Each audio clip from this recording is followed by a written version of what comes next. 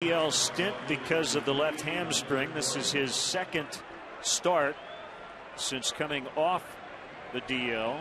5 days ago, he took a 4-0 loss to Jake Peavy. Had really good stuff, was a bit rusty. Walked 4, struck out 7. And he deals a strike on Nyjer Morgan, and we're underway. Mark Carlson's from Joliet. He'll work the plate. Foul tip, strike 2. Morgan changing up his look. Got the pants all the way down today. Doesn't look as fast. No. You look faster when you have the pant bottoms up right around the knees. I'll tell you what looks fast is Carlos Zambrano. When he's throwing strikes, he likes to get up on that bump and get rid of the ball quickly. Of course, that's a very fine line for Carlos between working quickly when you're throwing strikes and working too quickly and losing your release point.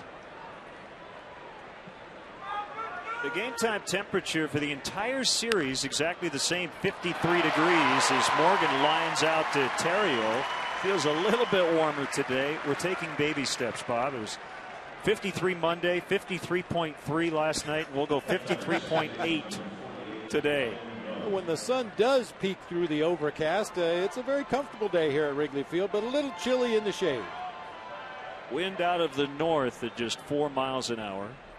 And switch hitting. Delwyn Young getting the nod today. Freddie Sanchez almost wasn't in the lineup Monday. And his manager at the last minute changed his mind, and I'm sure he's thankful he did. As Sanchez had 6 hits. He had 2 more last night before the game ended due to rain, as we had just gotten underway in the top of the 6th. I wouldn't know because I've never experienced it. But I have to believe if I ever had 8 hits in 2 days in the big leagues, the manager's going to have to fist fight me to get me out of the lineup. Basically, it'll be 2 days off because the Pirates will head home and have a respite tomorrow before hosting the Astros this weekend. Got him, called strike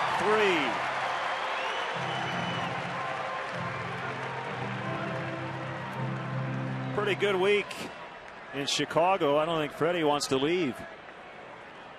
They play the White Sox and now the Cubs.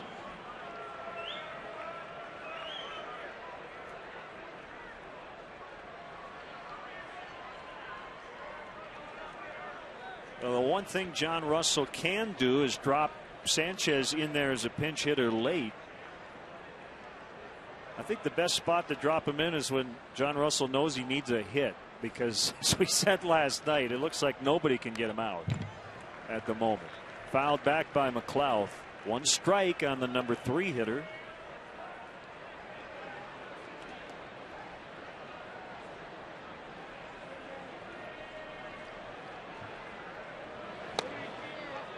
That's low, ball 1. 1-1. One good thing for Big Z today, if you've been with us the last couple of days, he knows when the camera, especially that high first camera, is on him in the dugout. No concerns today. The camera's going to be on him all day. Ground ball. Derek Lee back in the lineup for the first time in 4 days. Feeling a lot better. 3-1 on the putout. And the Cubs are coming up against lefty Zach Duke.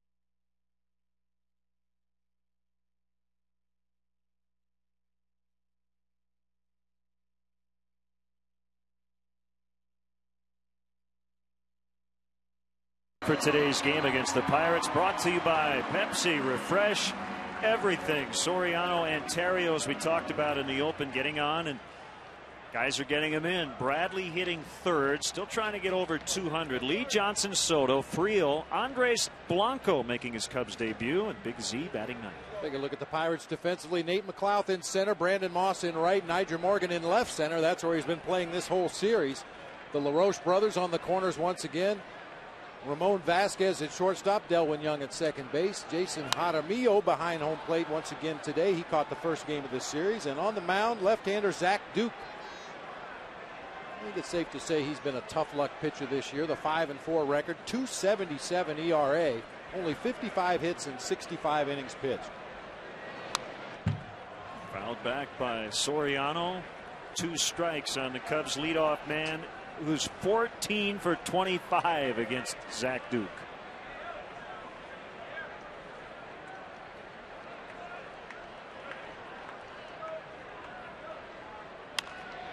Drives that ball deep out into right center. McLouth running hard, and he'll get there. The Gold Glover chasing it down on the warning track. 1 out.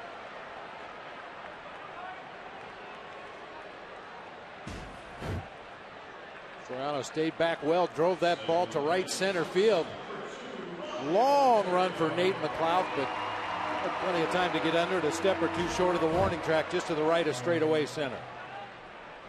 Duke is a guy that throughout his career usually gives up a bunch of hits.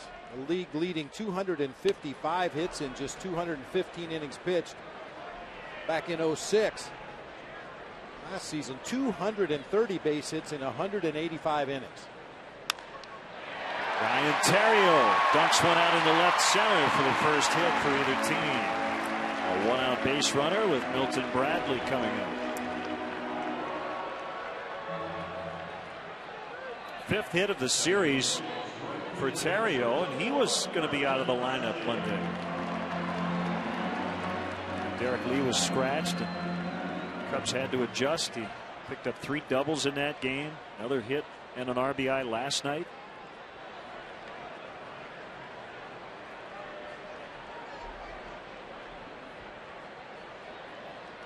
Bradley batting right-handed. We'll see him from the right side a lot this weekend against the Dodgers. Zach Duke 8th in the NL in ERA, tied for 5th in innings. A league leading 2 complete games, 8th in road ERA at 2.57. The major league leader in complete games, Zach Greinke, last night, Bob, with his 5th, and we're not even through the month of May. He's been pretty good. 0.84 earned run average for Zach Greinke of the Royals. I guess the only concern for Greinke would be at some point in the second half, is he going to pay a hefty price for all these complete games early in the season? That remains to be seen. He and Roy Halladay battling for that Cy Young over in the American League already, each with 8 wins. 2-0 on Bradley.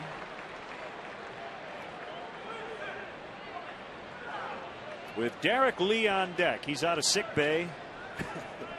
Can Derek come out and play? Finally, after missing 3 games. The kick and the 2-0 pitch, and that'll be a fair ball to right into the corner. We'll see if Terrio can score. Mike Quaddy's going to send him home. Bradley will make the turn. He'll head all the way to third. He'll slide in, but he didn't have to, and he's pumped up. It's 1-0 Cubs.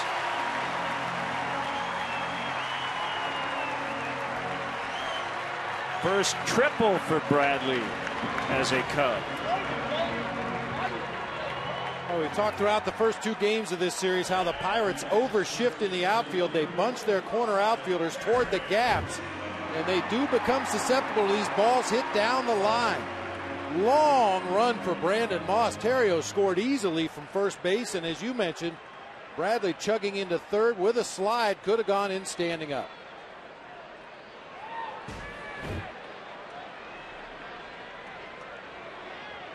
Derek Lee with an RBI chance, and he was hot when he got sick. 12 hits over a 7-game hitting streak.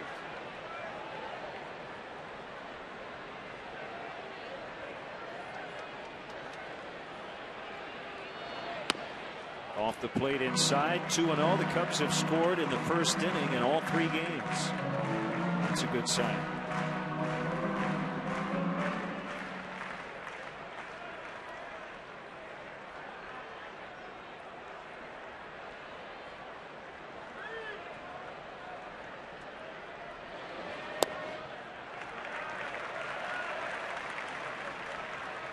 Well, and you mentioned the string of left-handers that the Cubs are going to face here over the weekend when the Dodgers come to town. Also the lefties that the Pirates have on their pitching staff. I wonder for a switch hitter if they would prefer it to be that way, where they're on the right side consistently for a number of days in a row, or would they prefer to bounce back and forth, back and forth?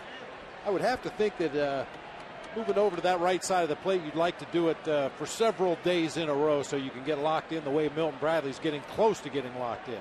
He hasn't had a ton of chances as Duke is back in it against Lee. That triple was just the 23rd official at bat from the right side for Milton Bradley on the season. 3-2 now, and he walked him, and Jaramillo has to find the ball. It was about 3 feet away from him. So the last 3 have reached after Soriano clubbed one that was caught on the track in center. We highlighted the top of the order in the open of the show, and this is another reason you like to have those guys at the top of the order swinging the bats well or taking their walks. Puts that opposing pitcher immediately under pressure out there on the mound.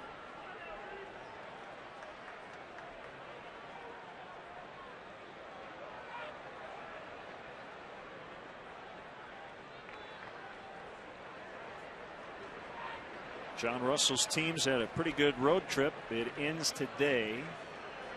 They're 5-4 on the trip, so they'll need a win to make it a winning trip.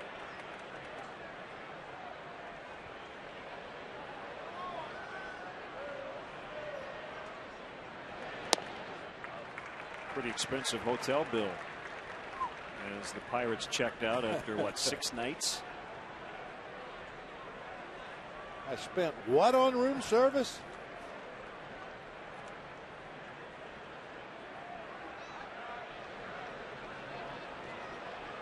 A run in, 2 on with 1 out. And the pitch to Reed Johnson. Double play ball. And they don't turn it, and it costs them a run. Well, no Jack Wilson, no Freddie Sanchez today. It's Vasquez and Young. They were able to get 1 out at second base, but then the throw got past LaRoche, and it's 2-0. The throwing error on second baseman Delwyn Young. Well, that is a gift for the Cubs, and they will definitely take it. Reed Johnson hit that ball hard to short. Looked like a tailor-made double play ball, and normally would be with Sanchez and Wilson. But Delwyn Young's throw way wide of the bag and in the dirt. Reed Johnson moves into scoring position. The Cubs take a 2-0 lead. Reed gets a fielder's choice and an RBI, and the error on Young allows him to move into scoring position for Giovanni Soto.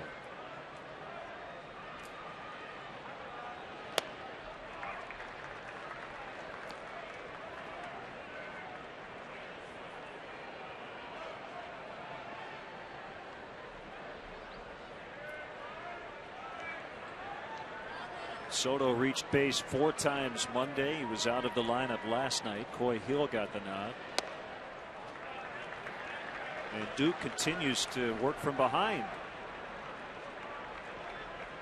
Well, the batting average against Zach Duke on the first pitch of an at-bat is only 146, so it seems like the Cubs are going to try to be patient, maybe get him in some hitters counts, 2-0, 2-1, 3-1. His fastball will sit, between 85 and 90 miles an hour. He's not overpowering at all. When he's on his game, he has great command of all 4 of his pitches. It's kind of a poor man's Mark Burley, if you will. He really relies on painting the corners of the plate, changing speeds.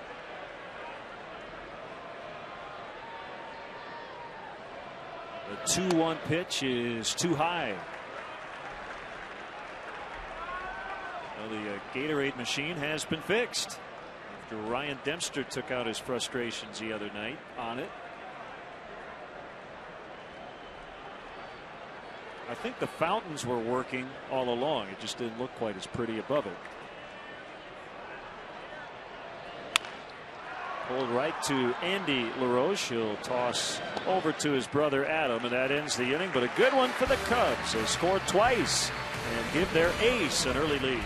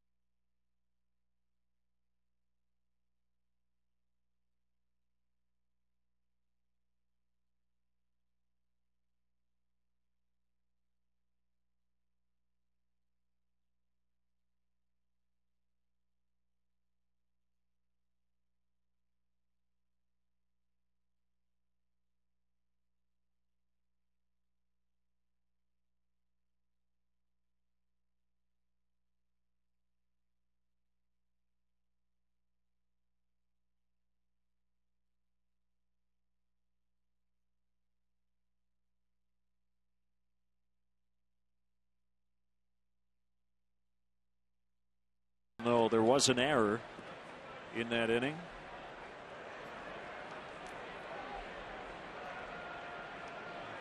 And it's Adam LaRoche, cleanup man for the Bucks. Ball one.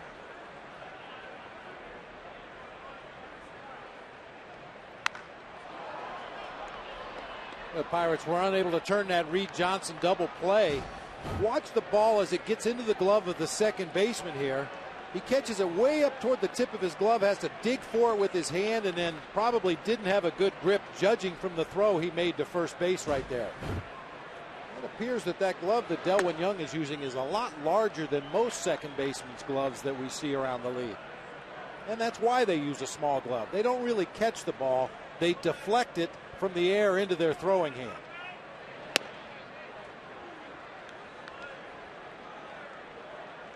Didn't you have, we won't name the player, who used an outfielder's glove? Yeah, a 12-inch outfielder's glove at second base. Couldn't figure out why we weren't turning 8 double plays. That would explain it. Ball 4 as LaRoche becomes the first Pirate base runner. Don't miss the action as the Cubs battle the Dodgers tomorrow night. Game time 7:05. But be sure to get here early. The first 10,000 fans will receive a Cubs keychain. Compliments of Ace Hardware. Love me some Cubs keychains. Oh, I'm telling you. I tend to lose my keychain about a week before the giveaway every year. No yawning.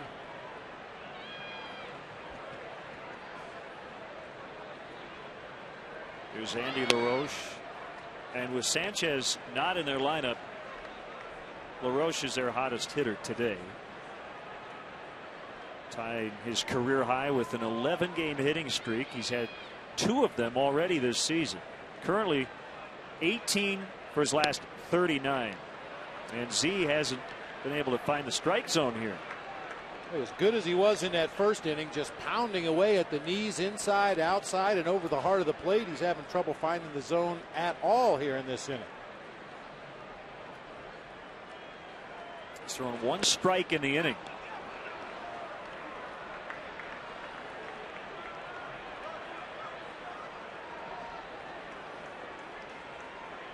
These are the kind of things as a manager and a pitching coach will make you scratch your head. You watch Z in that first inning and you think, geez, he's got no hitter stuff today. He comes out in the second inning and can't find the zone. And this is going back to your first inning comment about working quickly. He is grabbing the ball, going right back to the rubber. You just want to make sure he takes enough time, and he's walked the first two.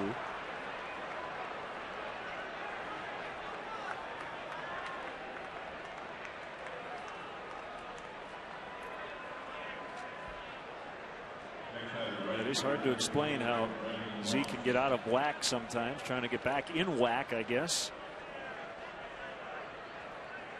As he faces Brandon Moss after 2 freebies. That caught the inside corner. On the Cubs side of things, new double play combination for them.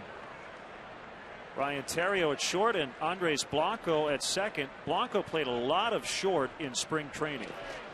And with Aaron Miles going to the DL, the Cubs didn't have a backup shortstop.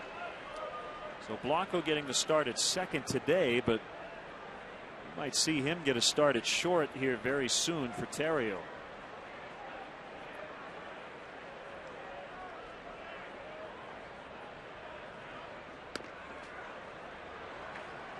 A lot of roster moves, about as many as you'll see before one game in the major leagues. Blanco, the red hot Jake Fox, who's on the bench, and left-hander Jason Waddell are here. Lefty Neil Cott sent to AAA Iowa along with Bobby Scales, who's still battling that bad cold but feeling better. Aaron Miles with a right shoulder strain. Remember in spring training he was bothered a little bit by a bad shoulder, so he'll be out hopefully not much more than the minimum 15 days. Yeah, Miles started to have some shoulder irritation playing shortstop and third base, the longer throw across the diamond in spring training. He was really working hard at sharpening himself up at those positions and came up with a little bit of a sore shoulder, and it's reared its ugly head again. Of the 3 new Cubs, only Waddell without previous major league time. There's Jason in the bullpen. And if you're wondering about Bobby Scales, and it's a great story, and hopefully Bobby will be back at some point. Theriot jumps, makes the catch, and they only get 1. Well, that's a big first out for Z. Fortunate that ball didn't get over Ryan.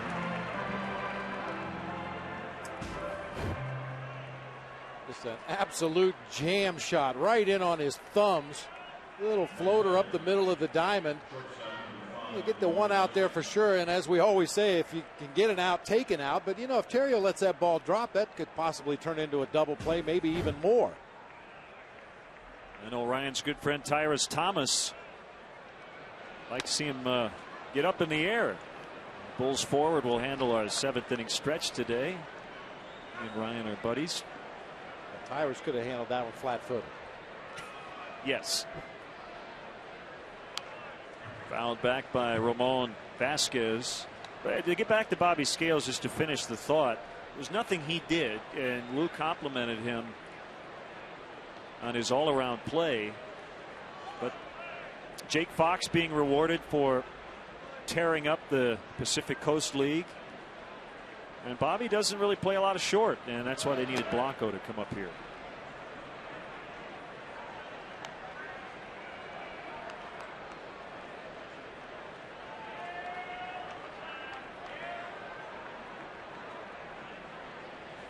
Vasquez signed a 2-year deal in the offseason, and he singles in the left, and everybody's only going to be able to advance 1 base.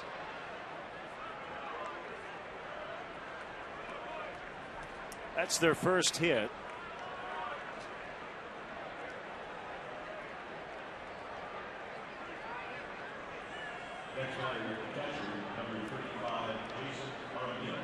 Here's Jason Jaramillo. Switch hitting catcher. Second start of the series. He had 3 hits on Monday, including a double, and he scored a run. Yeah, you see Carlos putting his right hand up over his head, reminding himself to get in that good arm slot. When he keeps his arm up, he has much better command, much better movement on his pitches. And that arm drops down there a little bit too low. His sinker flattens out, and he really misses the plate a lot on his arm side, which is the third base side of the field.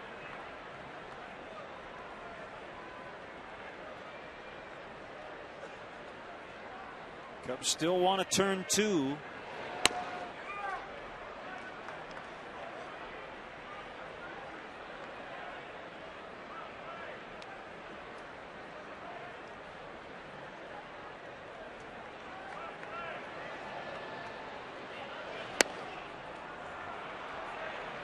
Has to throw him something near the plate here on a 3-1. Jaramillo doesn't look like he's in a hurry to help Z either, so he's going to have to throw him a strike. Well, for a youngster, he's been a patient hitter. Only 9 strikeouts on the season. Usually puts the ball in play. Well, a good pitch to swing at, and he missed it. 3-2. Big out here for Z if he can get it. The pitcher Duke is on deck.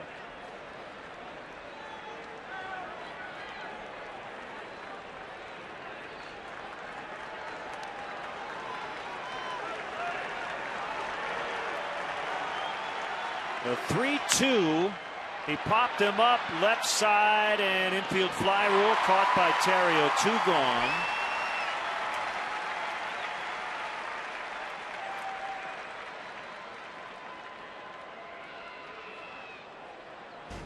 It's been a struggle in this inning, but so far Carlos has been able to make a big pitch when he needed to. High 4-seam fastball jams Jaramillo. Little harmless pop up to the left side. Now he has to get the pitcher out. Zach Duke. He's 4 for 17 on the year, and he pops it foul on a play. Sometimes it's easy to relax in this spot and go, all right, all I have to do is get the pitcher. But we've seen on many occasions, including last night, Sean Marshall coming up with a big 2-out RBI single.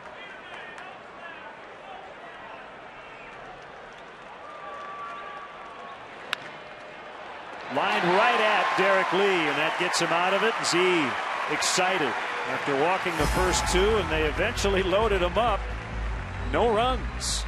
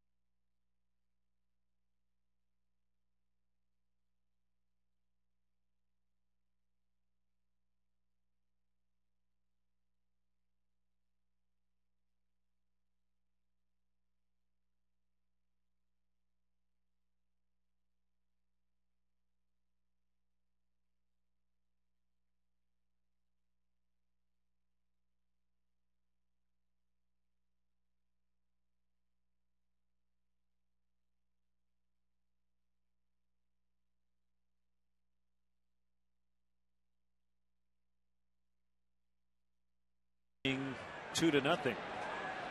Got his Cubby boxer shorts on. Not even going to ask how you know that.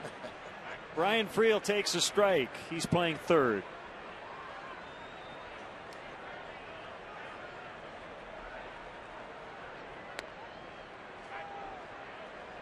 Got the curve over. 0-2.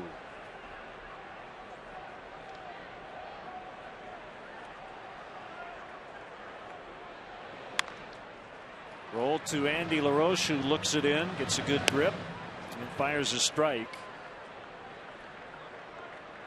Cub fans, don't forget to visit the WGN Sports Game Zone at WGNTV.com. Brought to you by The Great Escape.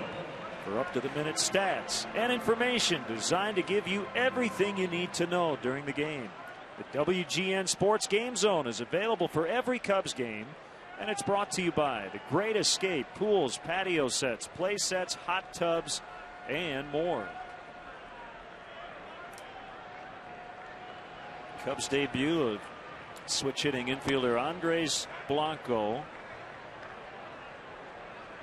Big league time with the Kansas City Royals. 78 games between 2004 and 2006. No home runs. .252 batting average. Cubs signed him as a minor league free agent prior to 2008. He was batting .314 at AAA Iowa.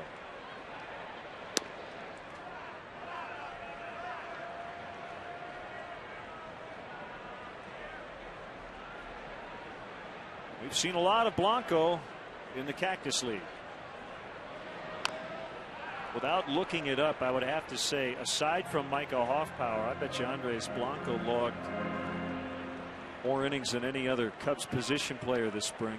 I think you're probably right. Without looking it up, I would have to agree with that. Blanco doesn't strike out a lot in AAA, didn't walk a lot in AAA. He's a guy that puts the ball in play most of the time. Bounce back to Duke.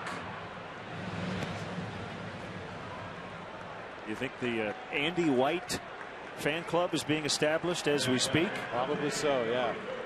Members of the Hank White fan club are looking for a new Cubs-related fan club to join.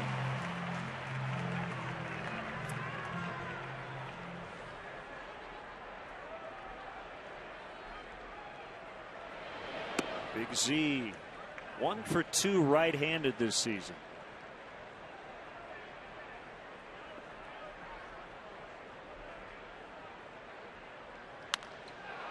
Base hit right field.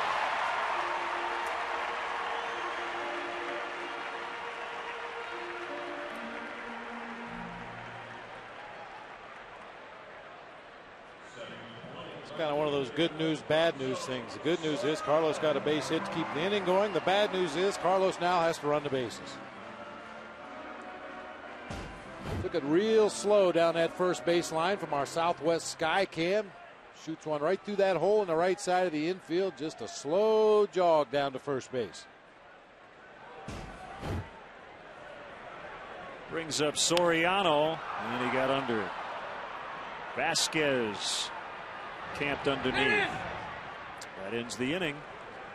Cubs 2, Pirates nothing after 2.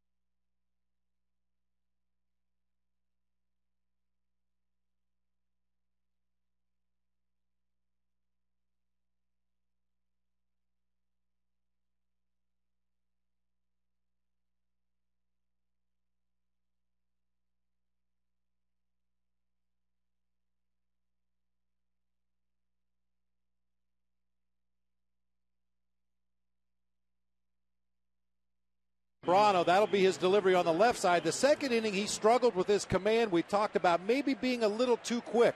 So we synced up his two deliveries here. And at the point of release, you'll clearly see on the right in the second inning, that ball's already on its way to home plate. Just too fast with his delivery. Also, he was a lot more upright in the first inning as he released the ball. The slightest of adjustments makes all the difference in the world in the position your hand and your arm are in when you release that baseball. Nice work by our crew. 1-1 on Niger Morgan, leadoff man, and he pops it up. Soto coming over, but no play. You know, Len, those are the kind of things that pitching coaches look for with a pitcher when you go to the video room. You take a successful outing when the guy was throwing the ball well, when he had really good command. You sync it up right next to maybe a recent outing when maybe he wasn't quite so good, and you break it down frame by frame to see if you spot anything that's different. And Gerald Perry and the hitters do the same thing. Take a good swing, slow it down, put it frame by frame right next to a swing recently when maybe you weren't swinging quite so good, and see if there's a mechanical difference. Are you standing too upright? Are your knees bent too much? Like CSI trying to figure out how to play this game.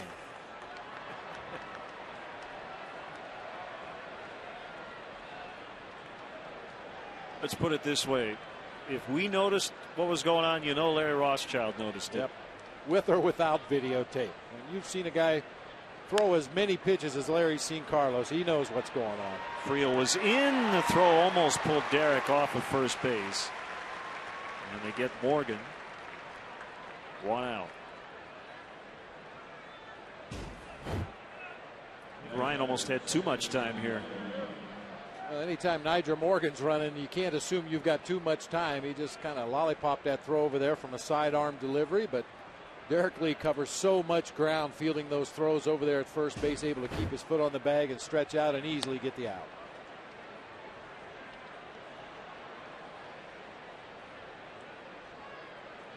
Young came over from the Dodgers in mid-April. Boy, they go lefty, switchy, lefty, lefty, righty, lefty, lefty, switch hitter, lefty against Zambrano, who's notoriously very tough on right-handed hitters.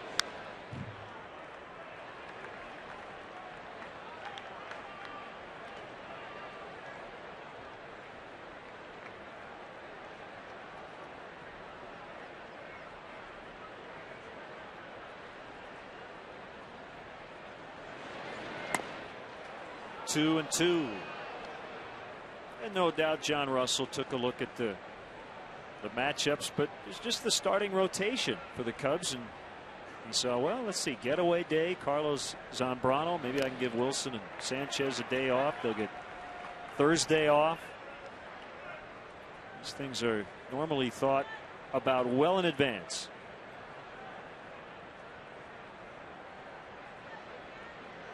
And a manager has to think big picture as well. 162 games over a long season. He has to look at their own schedule, see what they have coming up as Zambrano strikes out. Delwyn Young looking. A lot of reasons for the lineup you see on a daily basis.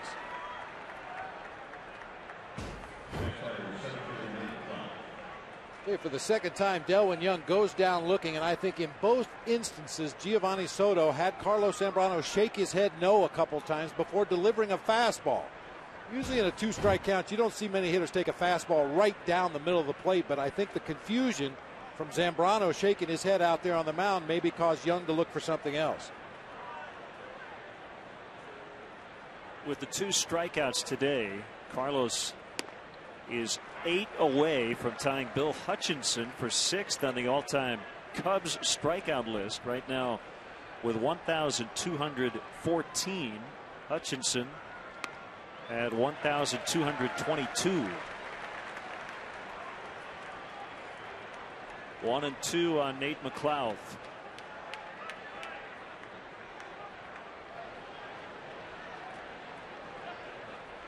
A wind in the pitch, got him for his 3rd strikeout. All of the looking variety. Bottom 3, Cubs 2, Pirates nothing.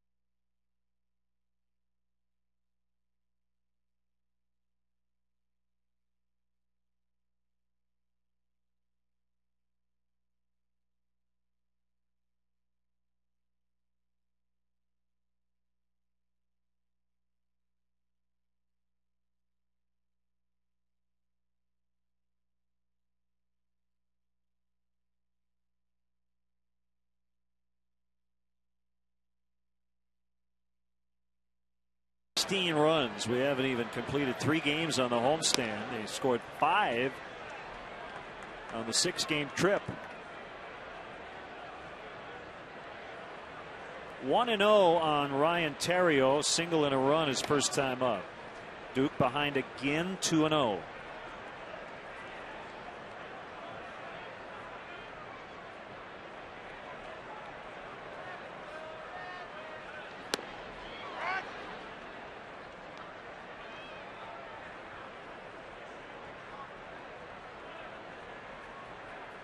Bradley and then Lee for the Cubs. Pulled foul.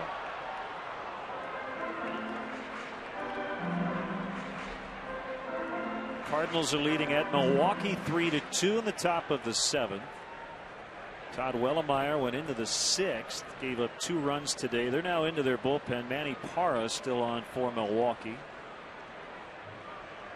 No Yadier Molina in the lineup for the Cardinals today, so Nick Stavanoa hitting cleanup behind Albert Pujols. Terrio's 2 for 2. He's used the whole diamond, all fields in this series.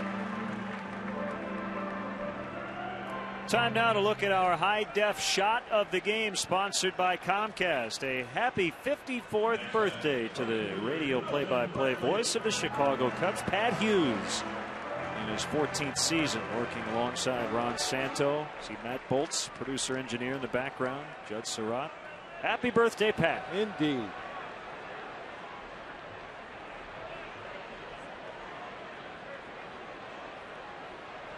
Cubs baseball in high definition, sponsored by Comcast. 1 strike to Bradley.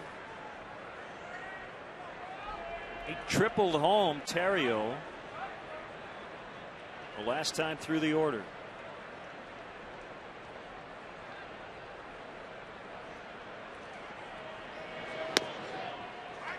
Oh, and 2.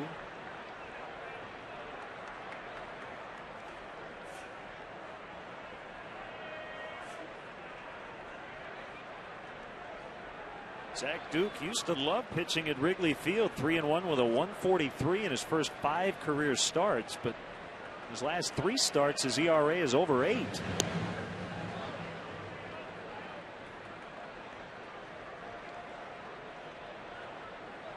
Milton Bradley got a pep talk the other day from Reed Johnson regarding balls and strikes, and what a batter may deem a bad call by an umpire. So you don't want to let one missed call ruin an entire at bat.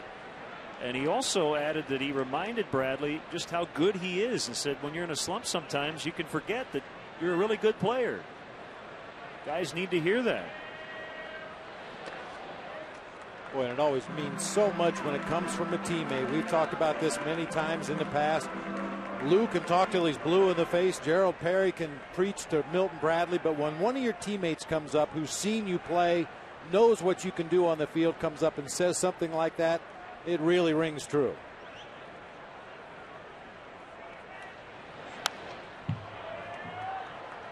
It looked like Jaramillo was thinking about a pickoff attempt down at first base that time. He was coming up out of his crouch as Milton Bradley fouled that ball back to the backstop.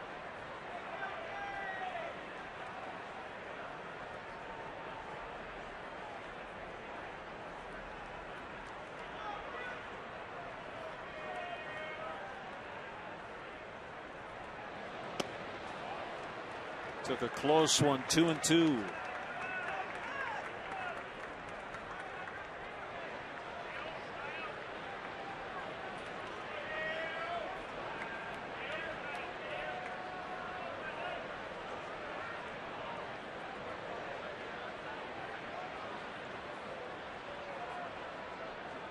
Long look by Duke. Here he comes to the plate.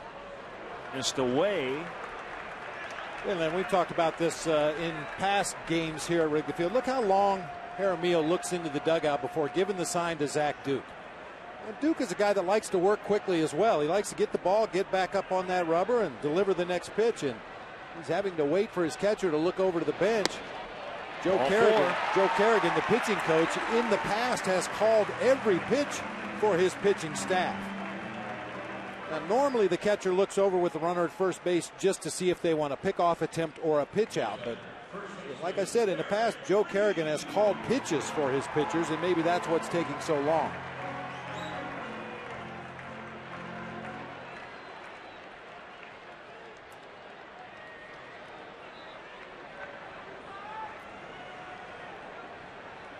So 2 on with no outs for Derek Lee. Terrio at second, Bradley at first.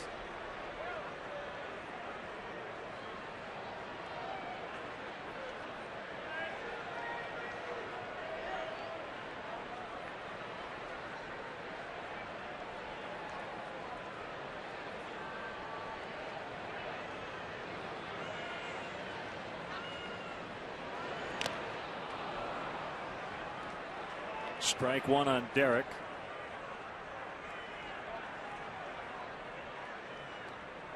Let's see if we can pick up anything here. Pitching coach Joe Kerrigan on the left. Jason Jaramillo looks over. He might not be given the signs. It might be coming from somebody else over there on the bench. Or it could be something as simple as right hand on top of left hand. I want to throw a fastball. Left hand on top of right hand. I want to throw something off speed. Whatever it is, the pace for Zach Duke is killing him right now.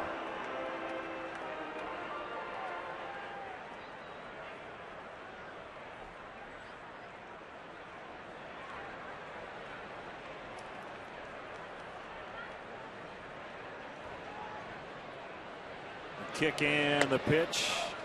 That missed. 1-1. The Pirates have turned a triple play this year. That was at Cincinnati on April 12th. But again, it was Wilson and Sanchez in the middle of the diamond. Today, Vasquez and Young. And Delwyn Young already with a throwing error. Let's go back to April 12th in Cincinnati. 3 for the price of 1. Runners go.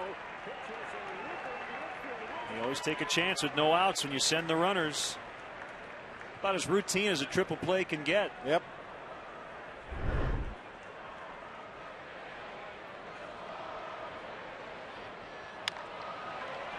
Try to stay out of the double play here, but they cannot. Derek just called out at first. So 2 down with Terrio at third. Kind of a slow developing double play. That little chopper hit to the left side of the infield. LaRoche gets the ball to second base in pretty good shape. Milton Bradley right on top of Delwyn Young and very close over there at first.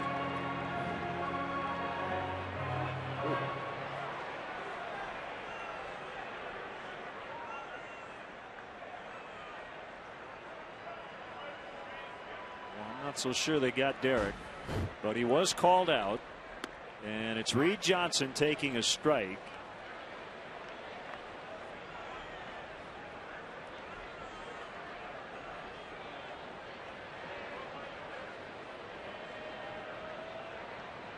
Reed was credited with an RBI on the fielder's choice. He hit into. It'll be a tough play for Vasquez, but he makes it. Gets him by a full step. Promising start to the inning. First 2 got on, but nobody scored. 2-zip Cubs after 3.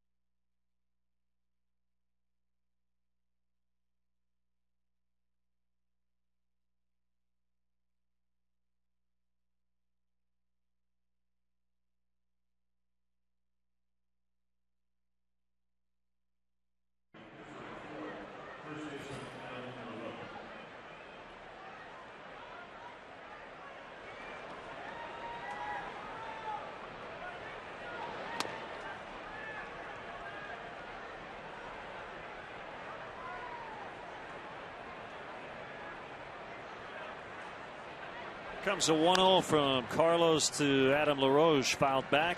1-1. It's 2-0 Cubs. Both runs coming in the opening inning.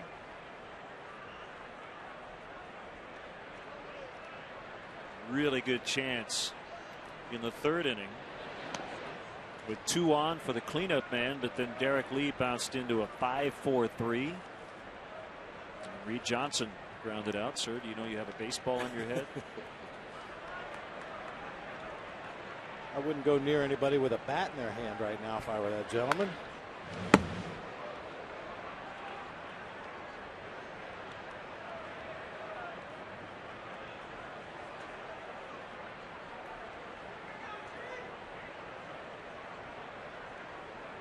Hope he can breathe. Definitely eat peanuts. Chin strap's just a little short. 3 balls, 2 strikes. LaRoche led off the second by walking, and then his brother walked as well before Z eventually got out of it.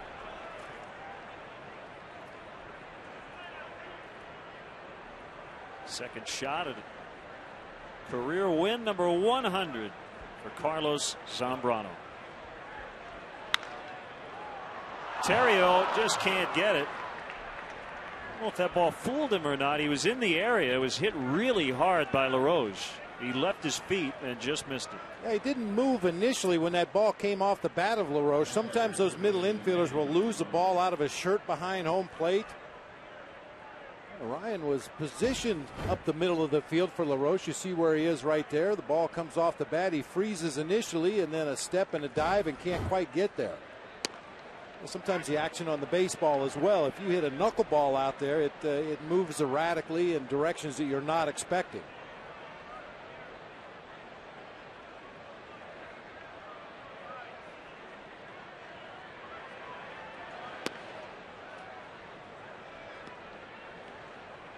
One and one on Andy LaRoche.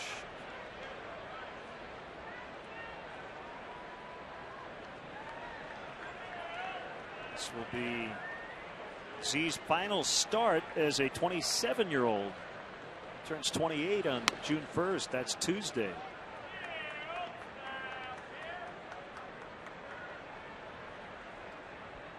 He should get the start that night against the Braves in Atlanta, a game that you can catch right here on WGN Sports, 6 o'clock Central Time.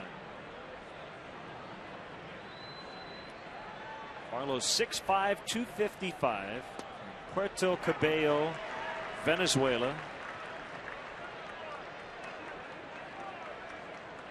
He is signed through 2012, as a vesting option for the following year.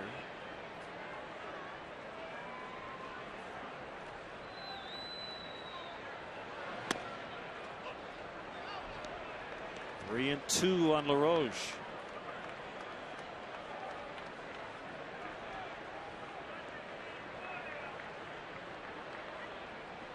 Shortest outing of the year for Z. Last time out 4 2/3. He made 97 pitches. Runner going, and it's hit foul.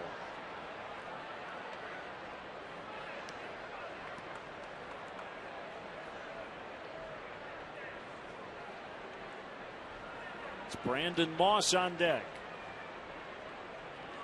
This is the only part of the order that's given Z any trouble here early on.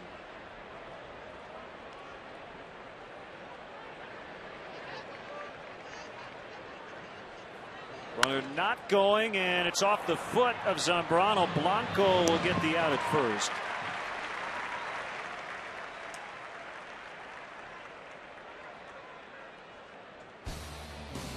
The 2009 Chicago Cubs baseball season on WGN, your official summer baseball station, is brought to you by Bud Light. The difference is drinkability.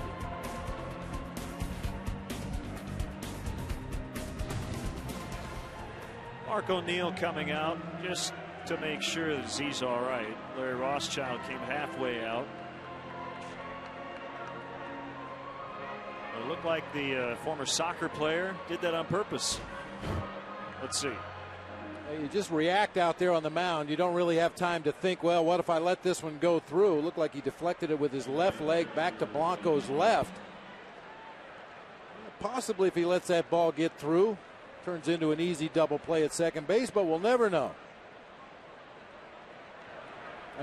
He was joking in the clubhouse before the game. He asked one of the relievers, "Can you pitch for me today?" He wanted to watch the big football match between Barcelona and Manchester. Moss pops it up, broke his bat, and Terrio catches it. Carlos loves his soccer. Yes, indeed. It's the second time Moss has been jammed badly and hit a little floating pop-up to Ryan Terrio in the middle of the field.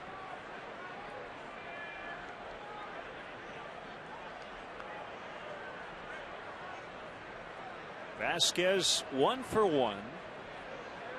Runner at second, 2 outs. We're in the 4th.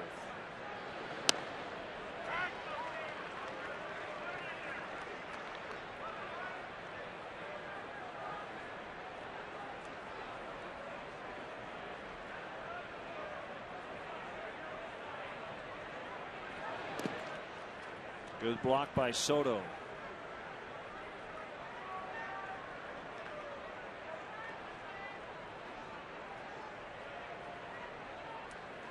Looks like Leonard Nimoy. Had all kinds of fun lookalikes over the past week or so. Saw Batman and Gary Shandling in San Diego. At least people had a vague resemblance. Leroy Neiman.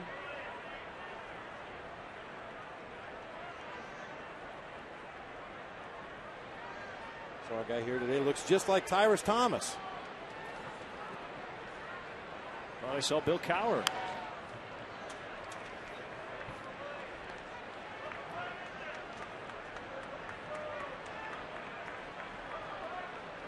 You're referring to him. Yeah.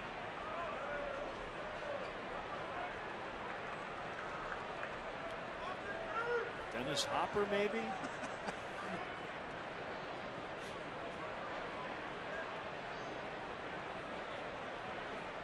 The 2-2.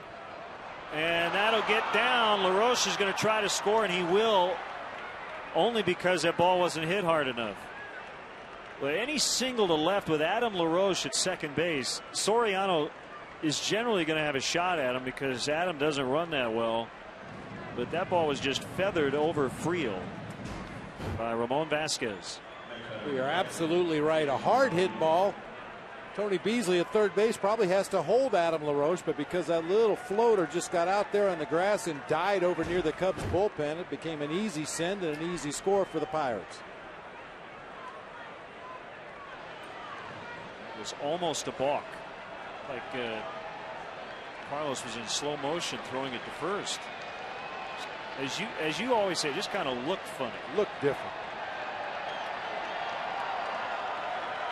Getting excited. The sun's coming out.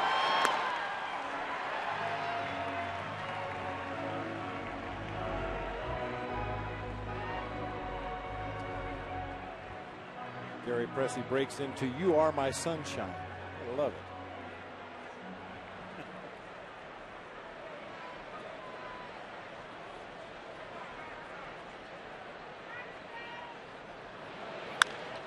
Sharply hit bouncer.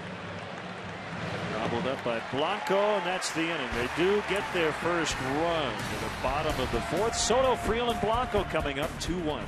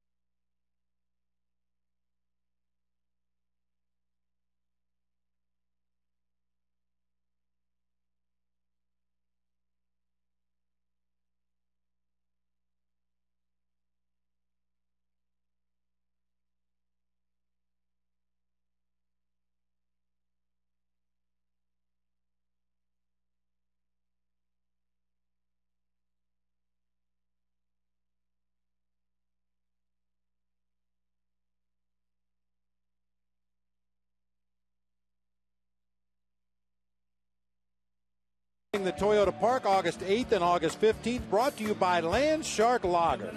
Tickets are available exclusively at livenation.com. Jimmy Buffett and the Coral Reefer Band, August 8th, August 15th, brought to you by Land Shark Lager. Let the fin begin. 2-1, the Cubs have the lead. Sun made a brief appearance, but more cloud cover on this cool afternoon. 1-1 the count on Giovanni Soto. Lights have been on since we started.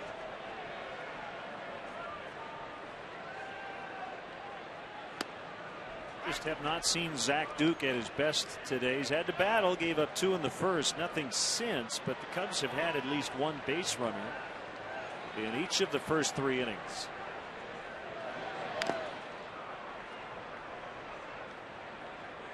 Duke made 31 starts last year and he won 5 games.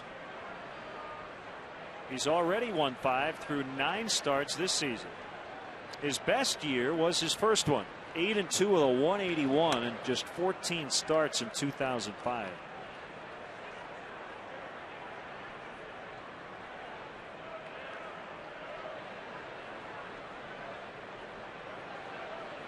He's from Clifton, Texas. 3-2 on Soto.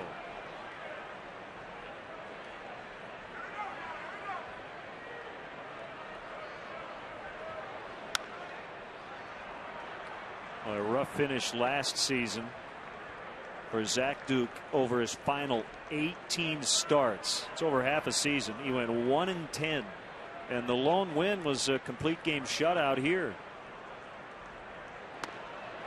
Called strike 3. It's his first strikeout on the day. Hey, look at the splits for Zach Duke this season. Coming into play today, he had given up 22 runs on the season. 10 of those runs had been scored in the 4th inning. Almost half of the runs scored against him came in the 4th inning of ball games, which is usually the second time through the batting order. Ryan Friel with an opposite field base hit. Running hard around first, and he actually slides to slow himself down. Like a runaway train around first base. Might be hurt. Now, some guys will do that intentionally because it's much easier to slow down your momentum and stop and get back to first base by sliding than it is to try to take several steps and slow down. But take another look at it here. Not sure if that was intentional or not. Limping a little bit on that left leg as he goes back to the bag.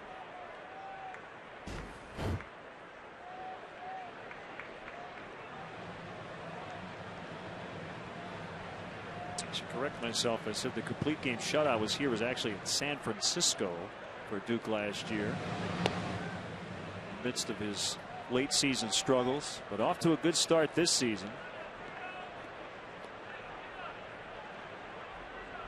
How about Blanco batting left-handed? Did he bat righty the first time? Yeah, I think he did.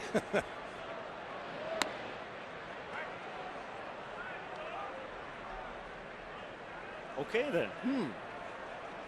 Things that make you go,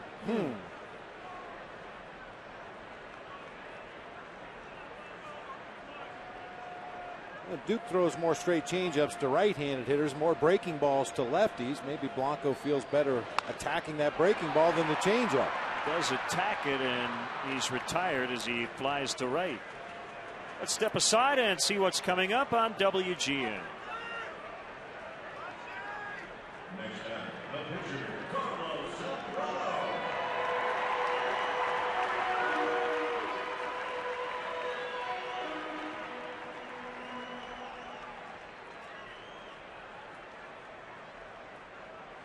Len and Bob on our WGN Sports crew from the friendly confines. Carlos Zambrano is 1 for 1 at the plate. He has a 2-1 lead on the mound.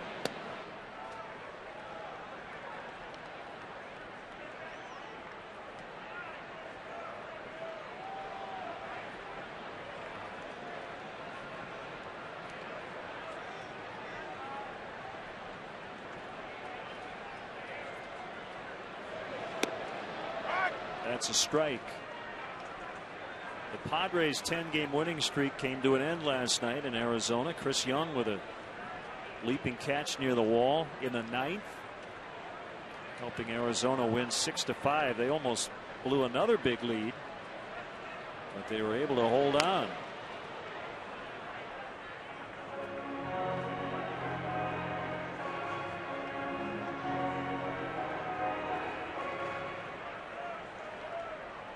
Some long hitting streaks.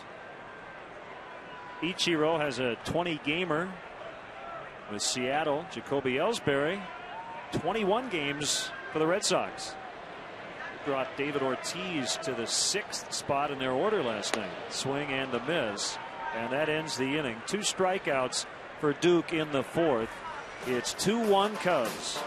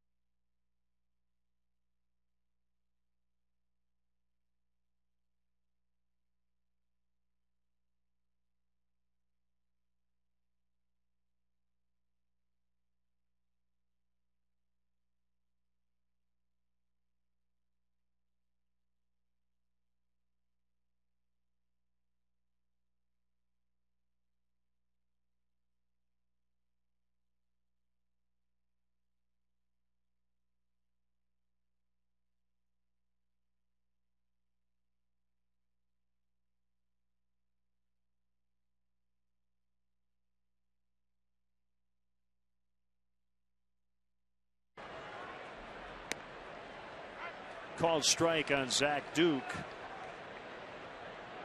Mike Fontenot has entered the game at third base for the injured Ryan Friel. And Duke serves it into center, tying runners on base. It's the 5th inning, brought to you by Subway. Hey, Chicagoland viewers, how would you like to win 5 $5 footlongs from Subway? Just be the 500th texter to text Subway to 97999. Go to WGNTV.com for complete info and rules.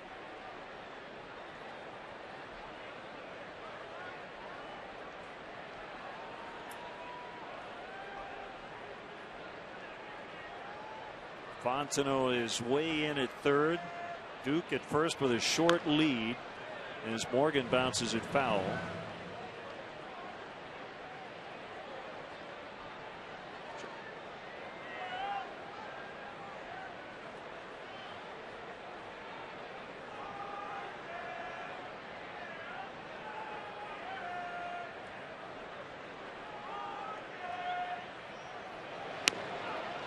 Called strike. Now Fontenot in the game for Ryan Friel. We saw him slide around first base on his base hit to right field. As he went back to the bag, favoring that left leg just a little bit, grabbing at the back of his knee or the back of his hamstring. Not sure exactly the injury or the extent of the injury, but Fontenot in there now. Johnson hustling, and he won't get there in time.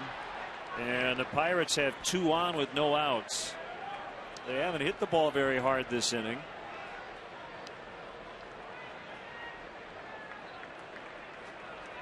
But they have found some green space in the outfield.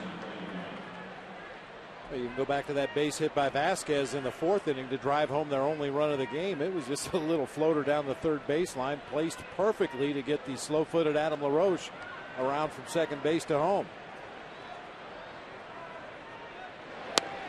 Young showing bunt and looking at ball 1.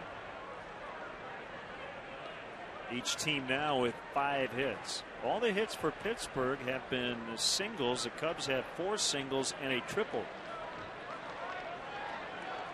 We say it all the time, in a bunt situation, that runner at second base becomes very vulnerable, especially now it's a pitcher. It's foul. Soto tried to pick it up right off the plate and turn a double play. And just a point of rule, home plate itself is in fair territory, so if that ball is directly over home plate when he picks it up, it should be ruled a fair ball. But Mark Carlson, right on top of it, ruled that that ball was actually behind the plate when Gio picked it up.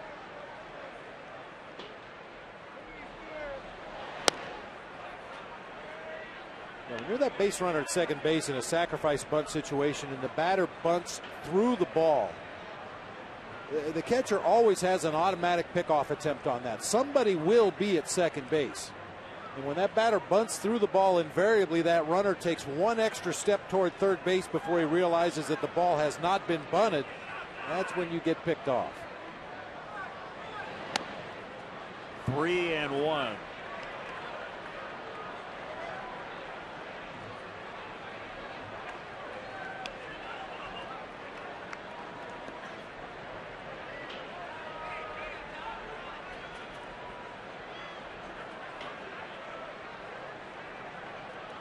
Big pitch coming up here. Young had a really good rip at it. Full count, 3-2. They've gotten Young to look at a called strike 3 in his first 2 at-bats of this game, and both times Giovanni Soto shook his head no to Big Z out there on the mound. This time he just gives the signs. No trickery involved. Got him again. Delwyn Young has taken a called third all 3 times.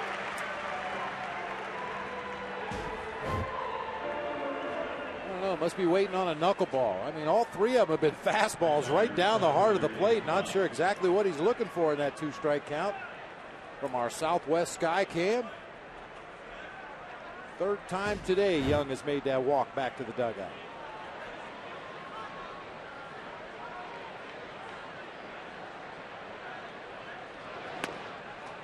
Low and away to McLeod.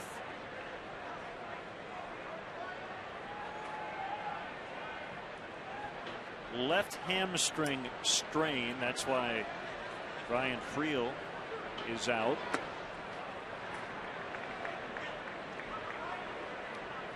Didn't he have left hammy was bothering him right when he got to the Cubs, I recall. Scratched from his first start, I believe, because of some tenderness in that left hamstring. Unfortunately, it's back.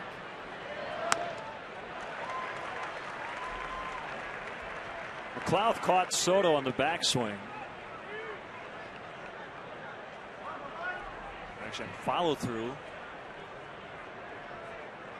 2-1.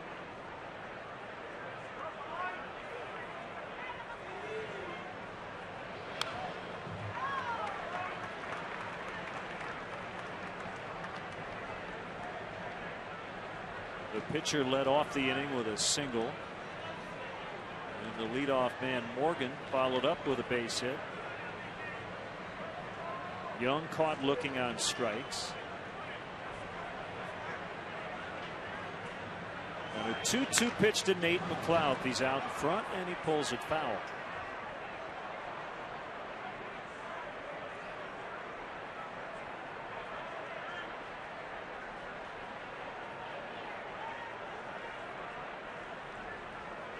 Carlos Marmol is back and available today after welcoming in his new daughter, Caroline. So the Marmols with 2 girls, and everybody's doing well.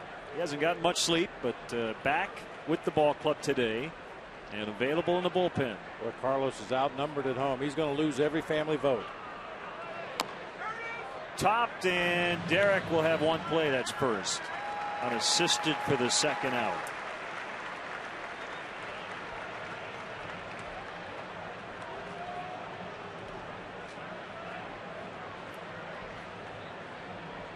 Looks like Lou wants to make a trip to the mound, talk to Big Z, and see how they want to go about working to the LaRoche family here.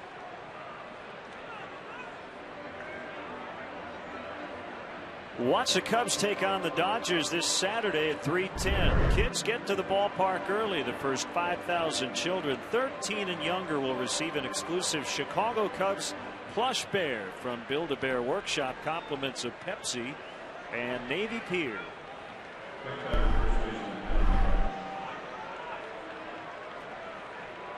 This isn't that easy to figure out. I mean, LaRoche with a walk and a single, and they are going to intentionally walk him, but as we talked about, Andy is the hottest Pirate aside from Freddie Sanchez.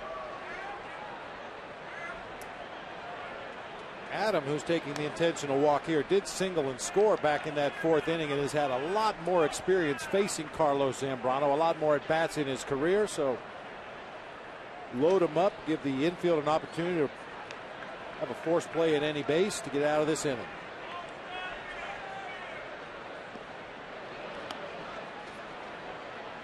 So walk number 3 on the day for Z.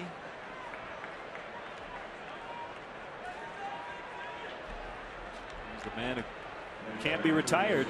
The Cubs have only gotten Freddie Sanchez out once in the series.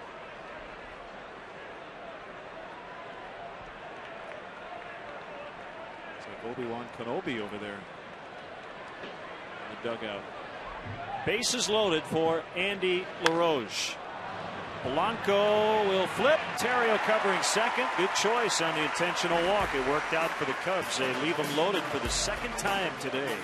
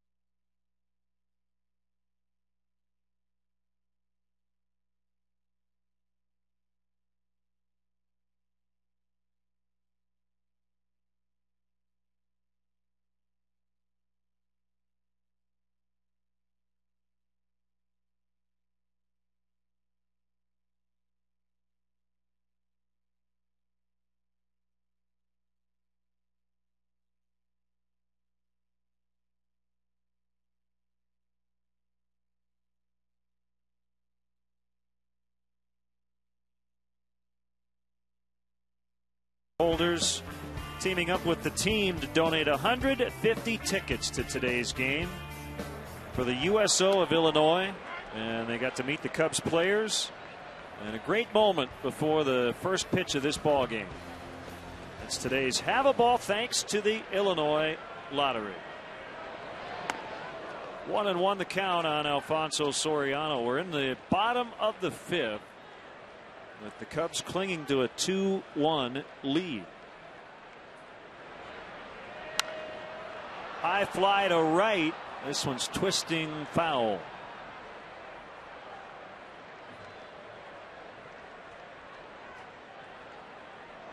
With the Cubs' 8-game losing streak ending last night, the longest skid in the majors belongs to the Toronto Blue Jays, who got off to a great start, trying to end an 8-gamer, and they lead at Baltimore 8-3.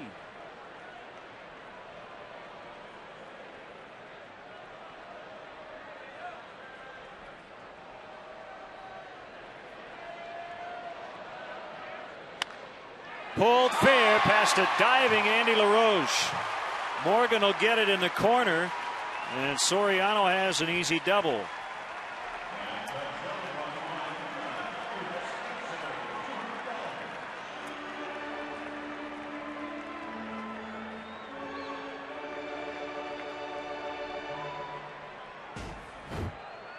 Was absolutely smoked down that third baseline. A lot of topspin. That big first hop. The ball accelerates right through the Cubs bullpen.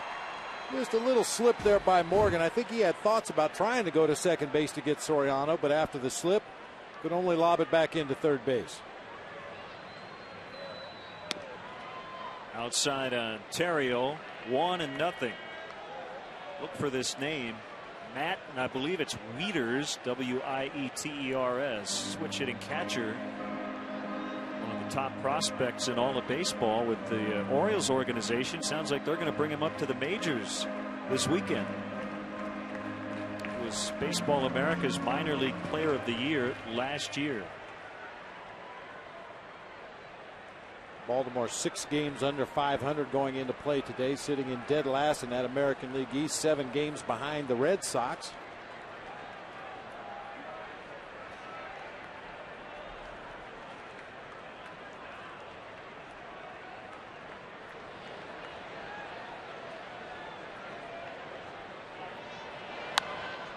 It's funny on the pronunciation of the names, and you know, I always try to get him right, and I remember looking around over the winter to find how to pronounce his last name.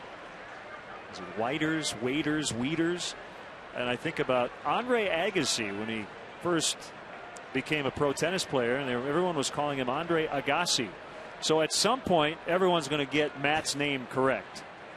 Usually that's a sign that he's here to stay.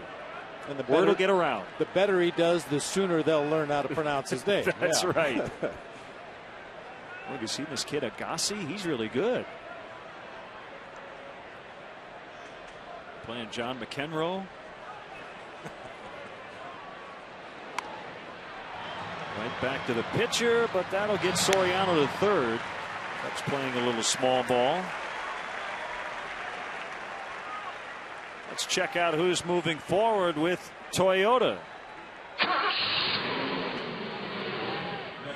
Get the truck started. Here we go. Milton Bradley has gotten it going.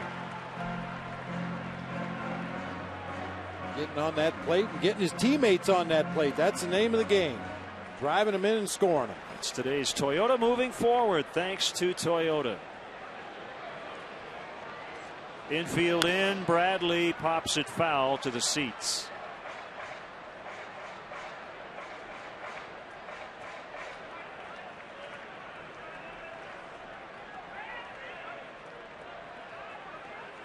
You clearly see Milton Bradley bent over there stretching a little bit. That's the last thing in the world the Cubs need right now.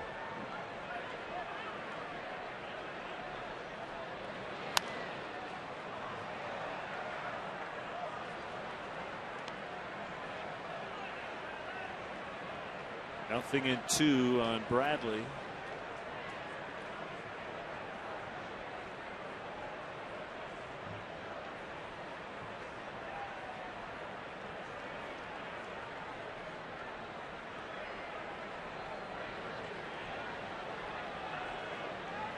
Duke finally has a sign from Jaramillo, and the 0-2 pitch. 1-2. Duke with just 2 strikeouts. He'd like to ring up Bradley here, give himself a chance to escape with no damage.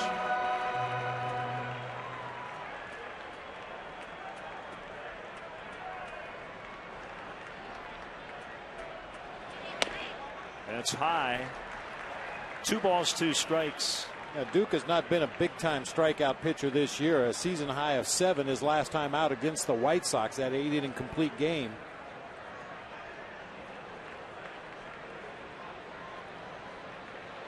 6'2" lefty coming back, and a high fly. It's not deep. Moss coming way in. He already has 5 assists. Soriano is going to come a third of the way down the line, and good choice to head back to the bag.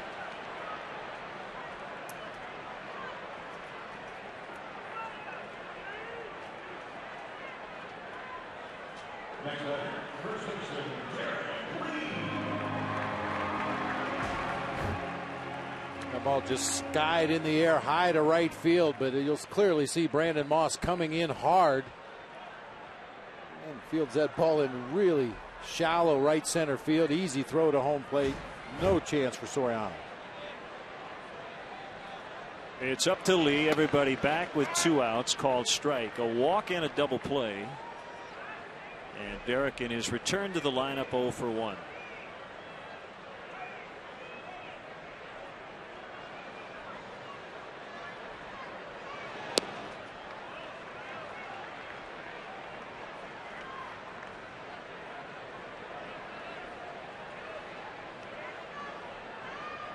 Detroit leads at Kansas City 7-2 in the 6th.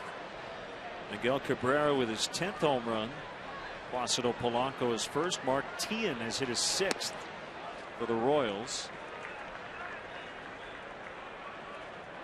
Seattle is at Oakland. They're just underway 0-0 in the first. And back over here in the NL, the Dodgers with runs in the first and the second, 2-0 in the third at Colorado. They're trying to sweep that series as Derek has a couple of words for the home plate umpire, Mark Carlson. This is a big swing pitch. Jaramillo didn't do any favors the way he caught that ball. You clearly see he pushed it off the outside corner at the knees, down low and away, made it look a lot worse than it really was. Talk about that all the time with Giovanni Soto, how he tends to make pitches look better than they really are. Well, in that instance, the catcher made it look worse than it really was.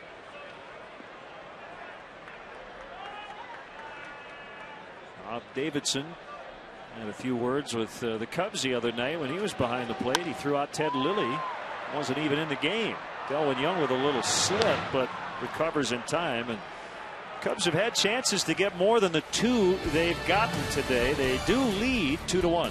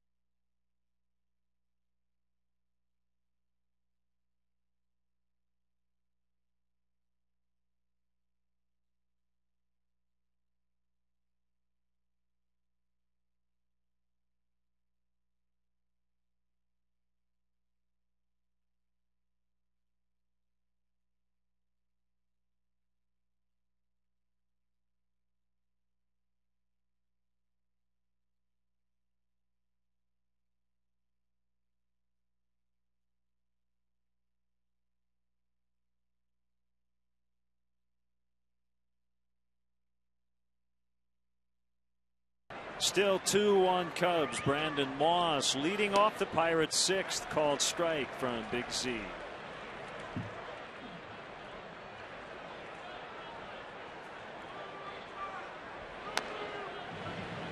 Tap foul.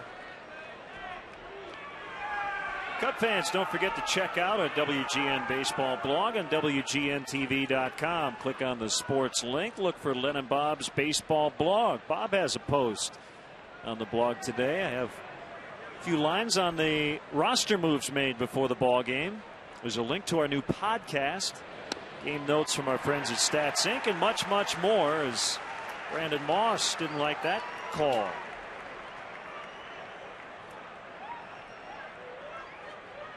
I don't see any swinging strikeouts. 5 punch-outs for Z, and they've all been looking. If you'd like to send us an email, it's lenandbob@chicagonow.com. She doesn't look that impressed that we have a new email address.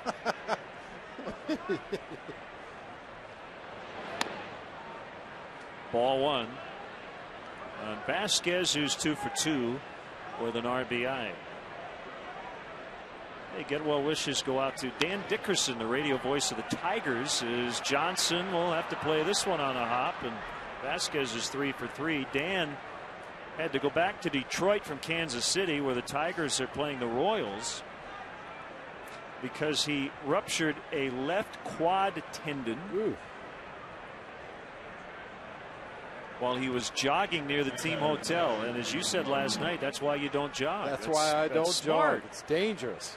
Broadcasters and jogging, that's a bad combination. We'll see Dan and the Tigers coming up in interleague play in June.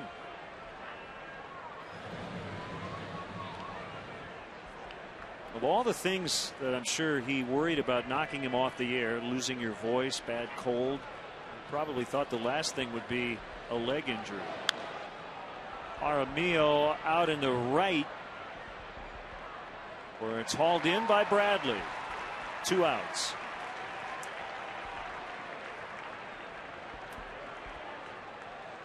How's your knee doing? You weren't moving around too well the other day. It's day to day, partner. Some rust in there, some bottle caps, some glass shards. This weather's just great for arthritic knees. Just trying to keep up with you, that's all. Step and a half. Gary Pressey playing Duke of Earl with Zach Duke. Batting 2 outs. We're in the 6th. I saw Matt Capps was playing catch in the outfield today, just a couple of days after he took a rocket off his elbow. And miraculously, there was no break. He's hoping to be back by Friday, but that might be optimistic. The Pirates will be pretty cautious with their closer.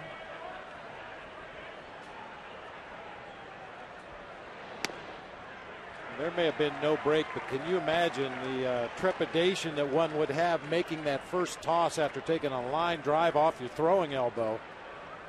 Oh.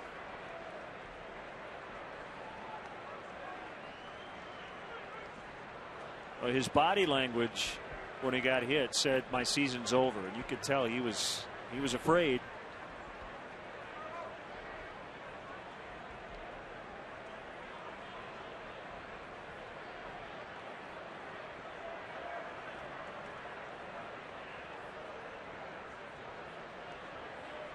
The 2-2 to Zach Duke, a foul tip strikeout, number 6 on the day for Z. First time it's been swinging.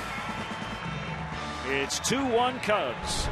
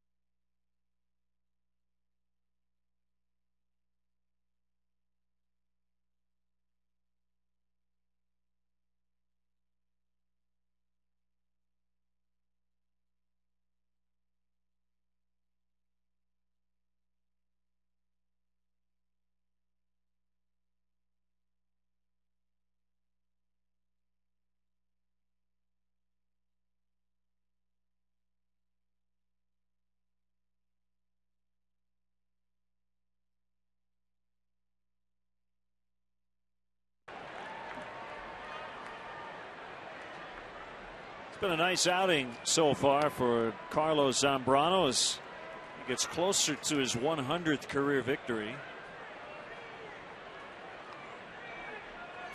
And Zach Duke has battled and been able to keep his team in it. Second inning for Carlos. Things looked like they were going to come unglued a little bit. Back-to-back walks to start the inning, but got out of it unscathed. And the run the Pirates did score in the fourth came on a little floater to left field. He's looked pretty good second time back off the disabled list.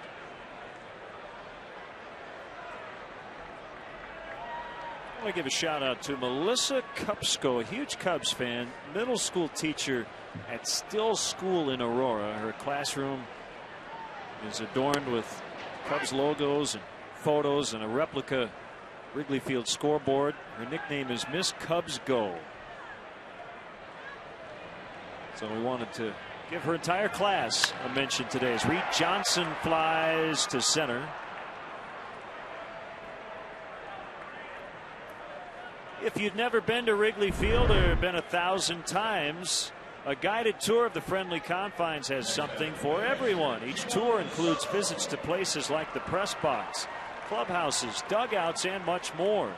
Tours are available on select dates throughout the season. Tickets are $25. A portion of the proceeds will benefit Cubs designated charities. Cubs.com for tickets and more info as Soto grounds out. LaRoche to LaRoche.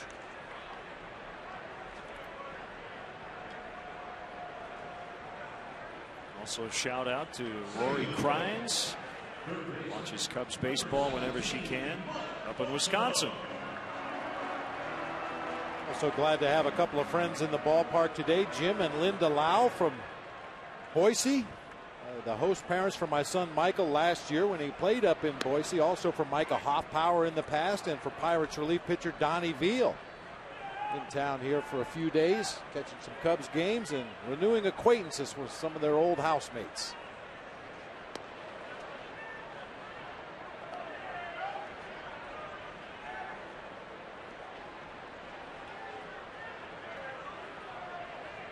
The 1-1 to Fontenot, pulled into right, base hit. So Mike's first at bat, he came in for Friel with a hamstring injury. And Mike's getting hot.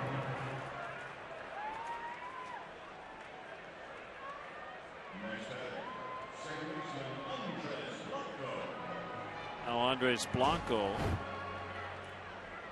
First at bat on the left, second at bat on the right, and he's going to stay lefty. So he saw something or didn't feel right, or maybe the helmet didn't fit. I don't know. Switch hitters use two different helmets. Most of them do. Occasionally a switch hitter will have the double flap helmet. But we'll have to ask Andres why, in fact, he went lefty against a lefty.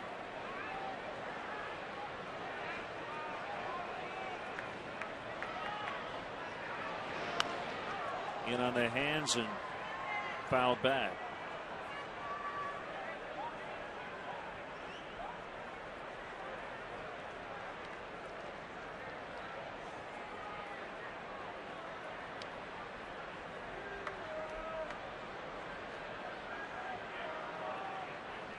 After losing 1-0 in extras in game one, the Cardinals came back and won the final two games of that series. In Milwaukee, St. Louis with a game lead over the Brewers in the division. 3-2 the final. Todd Wellemeyer has pitched better lately as he defeated Manny Parra.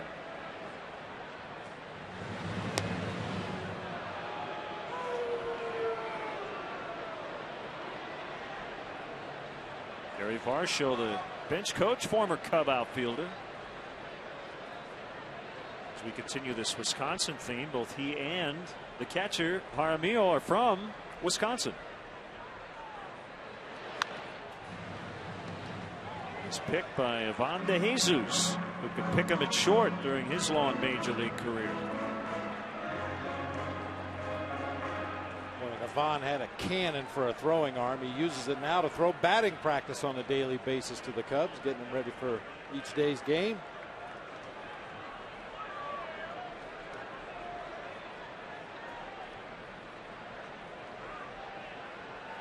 0-2 with 2 outs.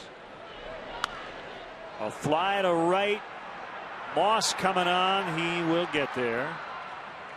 And we put 6 in the books. Off to the 7th inning from Wrigley Field. Rubber game today, and the Cubs lead 2-1.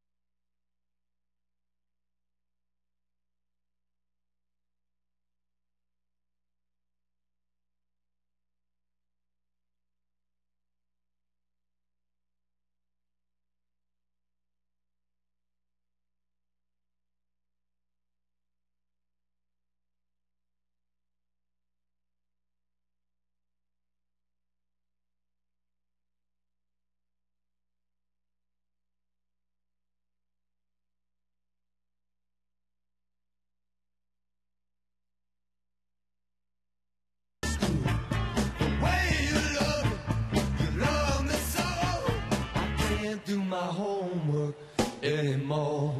I can't do my homework anymore. Whoa, baby. Oh, baby. That's today's Bud Light Fan Cam. Just the right taste that never fills you up.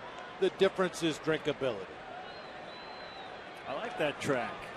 Can't say I've heard that one. Nyjer Morgan, base hit. And he's going to take at least 2. On his way to third. Tying run 90 feet away with no outs. A single and an error on Soriano. 4th error on Alfonso. Bob, I think he might have thought about 2, even if Soriano picked it up cleanly. But once it got past him, Morgan was thinking nothing but 3. A little slicer down into that left field corner once again. Soriano gets over there in pretty good shape to cut it off, but just didn't get his glove down far enough, skipped underneath, and at that point there was no doubt Morgan was going to go for 3.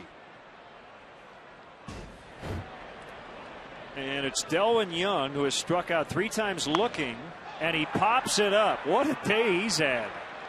Flips the bat away as Soto catches it in foul territory for the first out.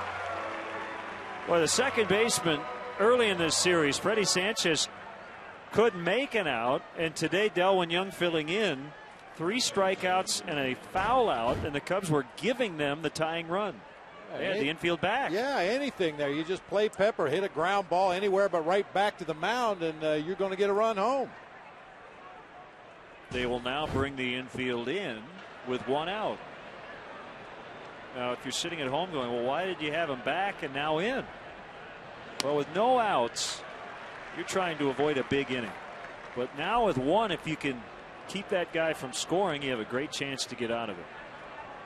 1 strike on McLouth. Knocked down, and Morgan's going to try to score. Might be a play. Save. He just got in. I thought he got him. And Lou's got to come out to keep his pitcher in the ballgame. Well, he bumped him. You can't do that, Carlos. Come on, Carlos. You got to be careful. He bumped him, and that might be a suspension for Zambrano. Lou has got, I'll tell you, Larry's coming out. They got to get Carlos off the field.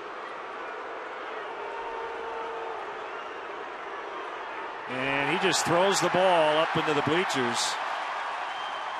Didn't quite get there, but he is livid.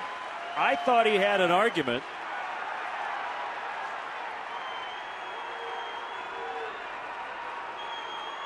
And he is now out of the game, and it's a 2-2 tie.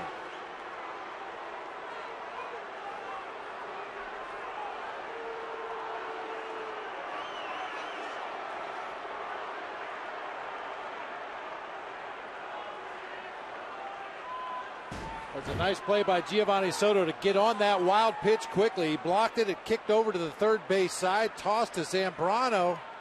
Man, I don't know if he got that hand in there or not. Carlos, in effect, blocked home plate away from Nyjer Morgan. Get another look at it here. Yeah, you know, he might have gotten a left hand in. Really, really close. I mean, Mark Carlson had a great look at it, was right there on top of the plate, could clearly see Morgan sliding in on his belly and Zambrano trying to block the plate. That slight bump there with the right arm got him ejected. It was not much of a bump. Threw the ball out to the warning track. That's going to cost him a little more dough. Threw his glove against the fence over in front of the dugout. That's going to probably cost him a little more dough as well. Well, we'll be back. Angel Guzman is on. It's 2-2.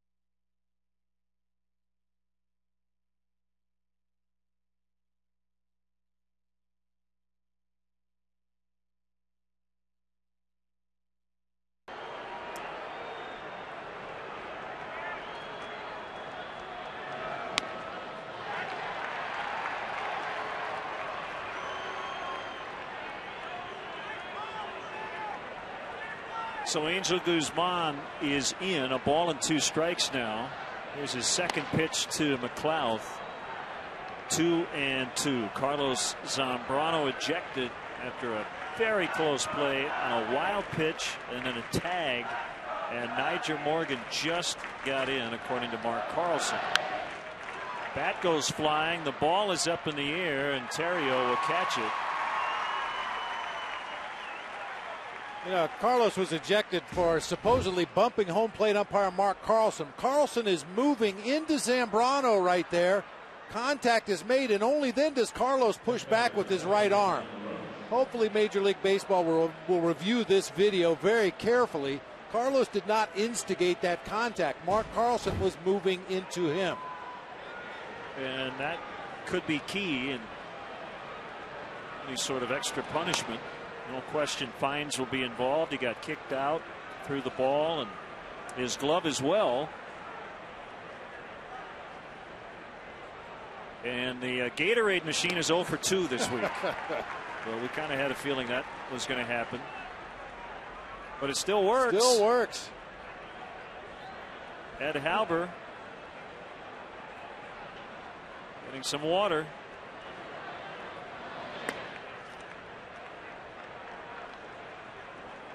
I guess if you're in the dugout and you want to be on camera, just go near the Gatorade machine. Not too near the Gatorade machine.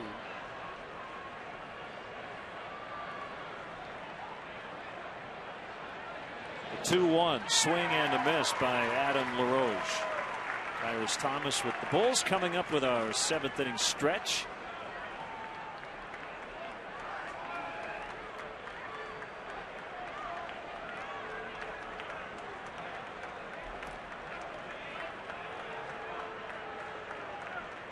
Angels 2-2 pitch, a high deep fly. Johnson is back on the warning track.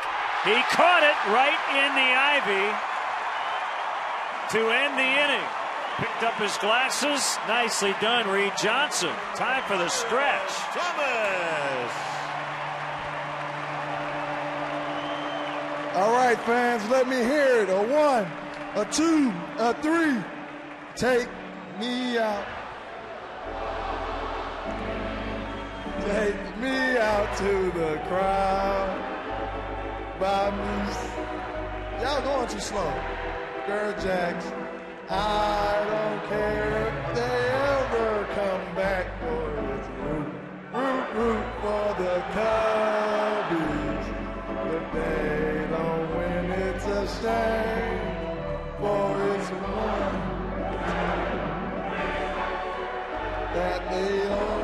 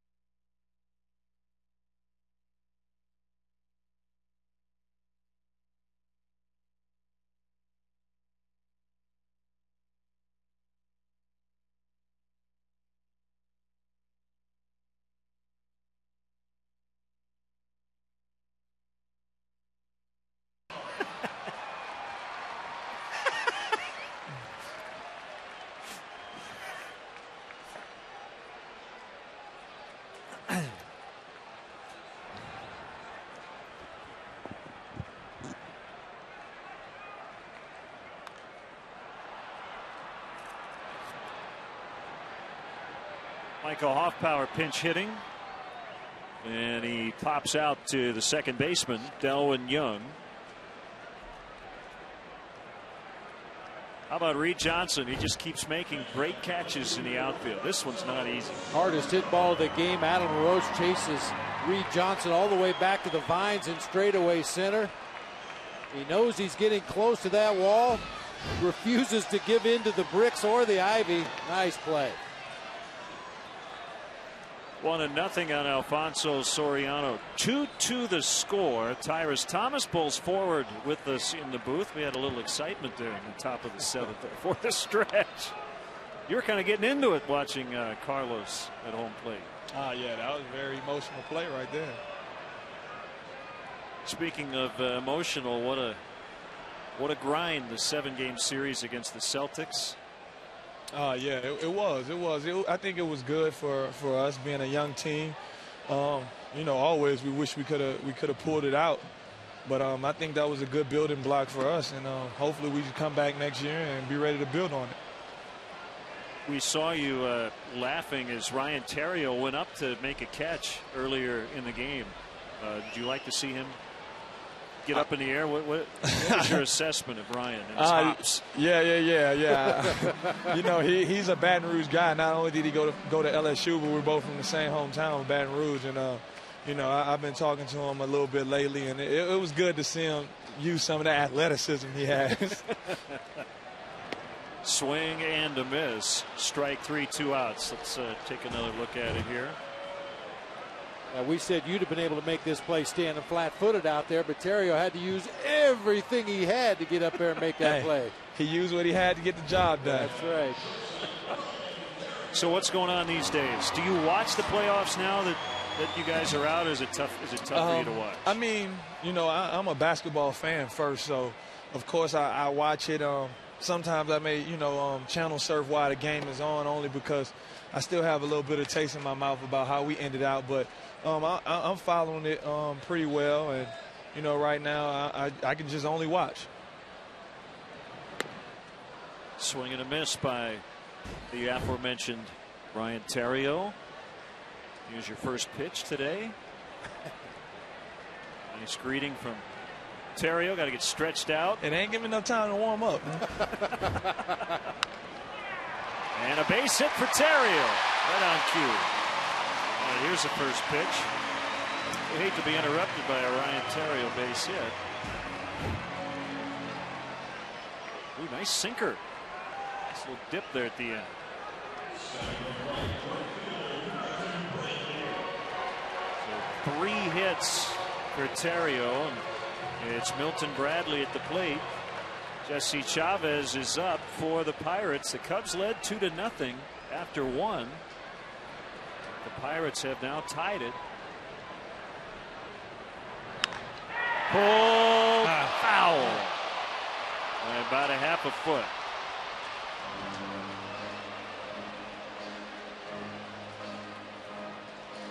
Let's check out Tyrus Thomas for the Chicago Bulls. Oh, yeah. Looks like your shot, Bob. Yeah, a lot like my shot. Nice feed from Ben Gordon.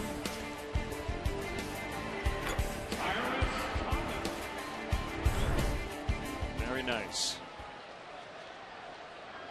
You don't mind watching those highlights, do you? Not at all.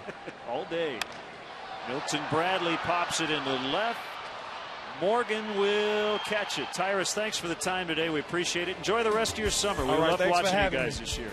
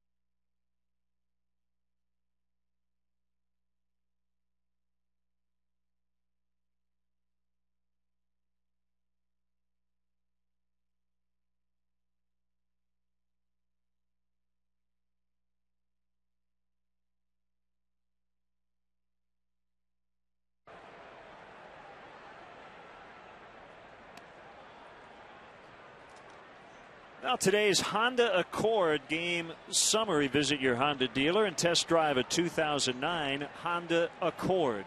Pirates have left 8 on base. They have stranded 3 in 2 different innings. Terrio and Bradley combined 4 hits and both Cubs runs. Carlos Marmol back in the mix after Angel Guzman got the final 2 outs of the 7th following the Carlos Zambrano ejection. Outside corner and a strike to Andy LaRoche. Bob, Lou was asked about the recent run-ins the Cubs have had with umpires, and Lou didn't seem overly concerned, but I know it's going to be a big topic of discussion around town this week. In your estimation, is it a concern at all, or is it just kind of the natural flow of a baseball season? You get upset. We know Carlos has had his moments. Bradley, a suspension earlier this season. You had Ted Lilly getting kicked out. Are you concerned at all, or is that just baseball? Well, I mean, it runs in cycles, and it happens. How many times have we shown a replay on a close play, and even after looking at it several times in slow motion, it was tough to determine whether the guy was safe or out, whether it was a ball or a strike. So It's part of the game, and it happens. You just don't want it to be something that continues on and on and on. Johnson the catch. LaRoche is out. I mean, the Cubs are not alone. I watch the highlights at night. I watch some out-of-town games from time to time, and everybody has issues with the umpiring from time to time. But you just don't want that to become, the overriding concern every day. Are we going to get it from the umpires again today? You just got to go out and concentrate on playing the game. Understand that the umpires are human. They are going to make mistakes from time to time, and accept that as part of the game and try to overcome those mistakes. Well, in the case of Z, there was a little incidental contact, but our replay seemed to indicate that he was not initiating it.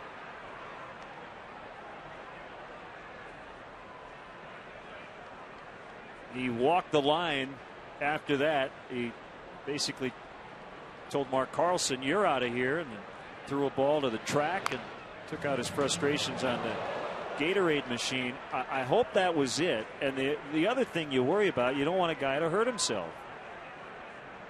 Carlos Quentin last year with the White Sox in frustration slammed his hand down, and that knocked him out of the rest of the season.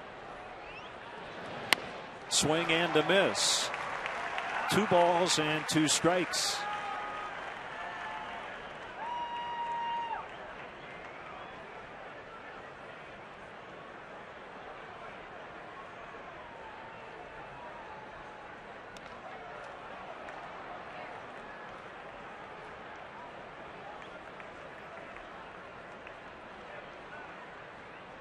Listen to me talking about how umpires are human. Going to make mistakes.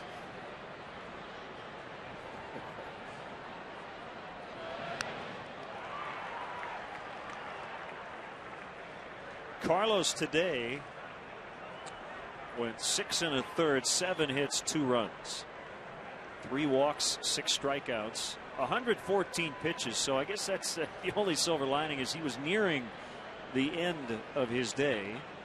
Anyway, broken bat, base hit into right.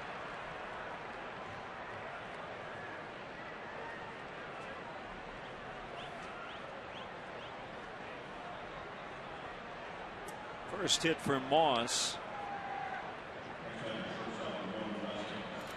Well, we've given this number many times this season, and hopefully it's about to change today if the Cubs can find a way to break this tie and win the game. But when the Cubs commit at least 1 error in a ball game, they're 2-15 on the season, and the Soriano error in left field allowed Nyjer Morgan to reach third base, leading off that top half of the 7th.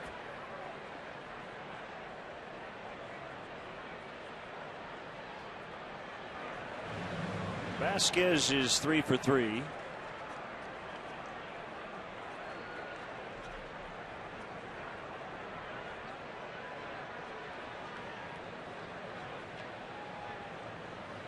Best year of his career last year with Texas. Career highs in batting average, on base, and slugging. Hit .290 in 105 games. He's from Puerto Rico, went to Indian Hills Community College in Iowa. And he's bounced around. Seattle, the Padres, the Red Sox, the Indians, the Rangers, and now the Pirates.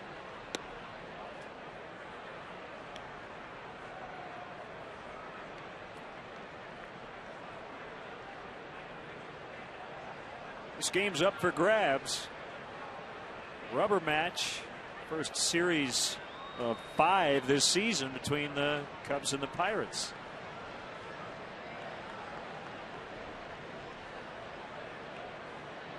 Nine of the 15 games will be played after the All-Star break. 1-2.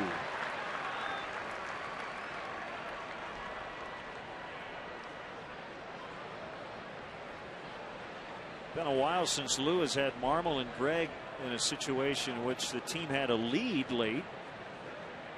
Today it's a tie. Well, they didn't have any late leads during the losing streak. And Vasquez went around, strike 3.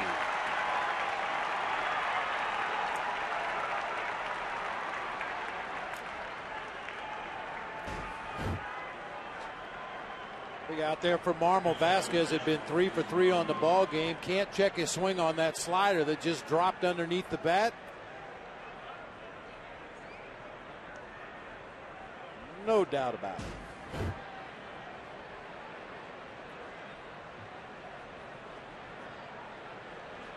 Brings up Jaramillo with Eric Hinsky on deck for Zach Duke. Mentioned all those games against the Pirates after the All-Star break. Hopefully the Cubs will have a healthy Aramis Ramirez back by then, because he loves to play against the Buccos. .297 lifetime hitter against his former team. No real time frame yet for Aramis. He still hasn't been able to participate in baseball activities, coming back from the dislocated left shoulder. Rich Harden has not thrown since he went on the DL, so if it is any more length of time, if we go another week or so, that could really back him up. We'll see. Soriano will catch it out in left, and that's the inning. We'll head to the bottom of the 8th and a 2-2 tie.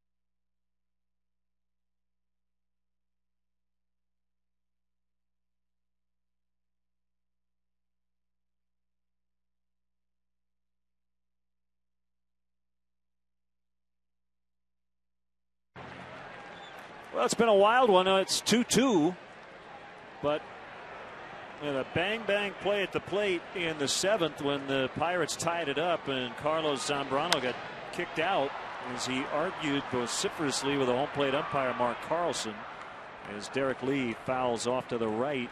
Jesse Chavez is in for Zach Duke. Bob, Duke was impressive today, not in that he had his best stuff. He didn't. He got behind hitters early on, but good pitchers find a way when they don't have their best stuff to get through it, and Duke kept his team in it. Yeah, that's really what made his outing today impressive, falling behind 2-0 in the top of the bottom of the 1st inning, and somehow managed to bob and weave, gave up a hit in every inning, stranded a runner in every inning. A fly to right, and it'll be caught by Moss.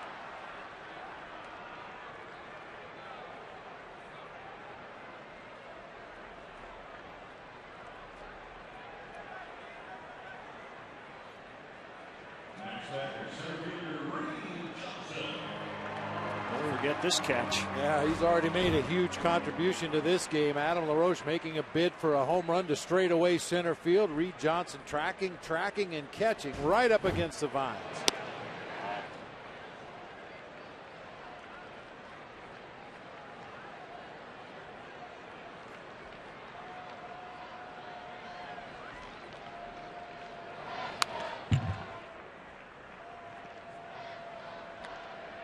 Belated happy 27th wedding anniversary wishes to Bob and Patty Newell of Cary. Illinois. Lefty Sean Burnett up for the Pirates. Johnson sends it high and deep to left field. Morgan's going to watch it go. And they lead 3-2. Reed Johnson with a huge home run.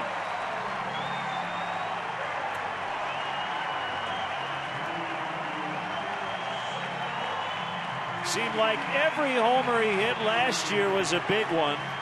That's his second homer in less than a week.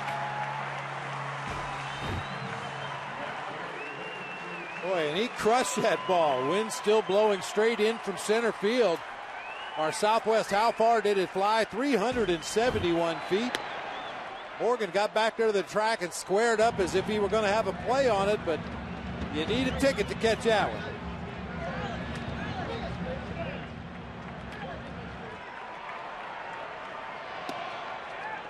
So Kevin Gregg cranking it up in the bullpen for a save chance.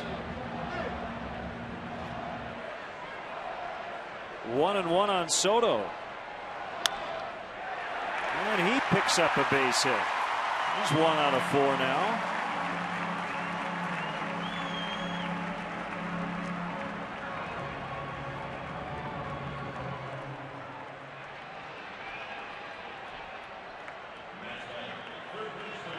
So the closer is about ready. And still only 1 out here in the bottom of the 8th, and Sean Burnett is going to come in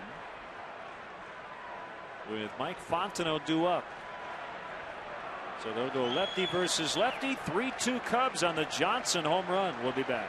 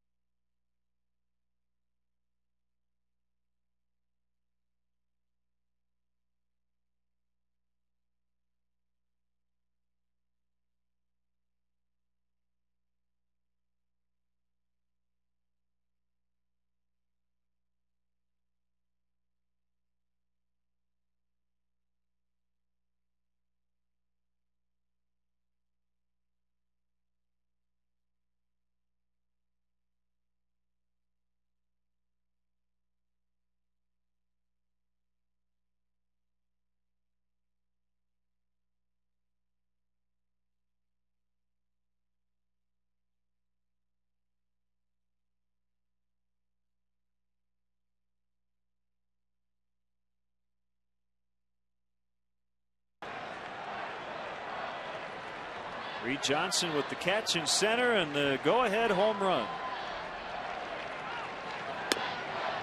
Yeah, Reed Johnson doesn't hit a lot of home runs. That was his 50th career home run.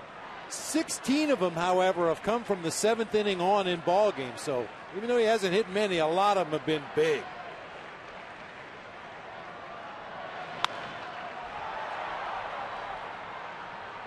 McLouth with a lot of room and a lot of time. Fontenot retired.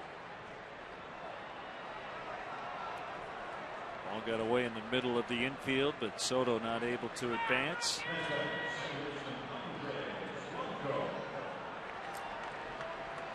Blanco must have something going on physically that's causing him to bat left-handed against left-handed pitching. He's once again a switch hitter, but he's taking his stance in that left-handed batter's box against a tough left-hander.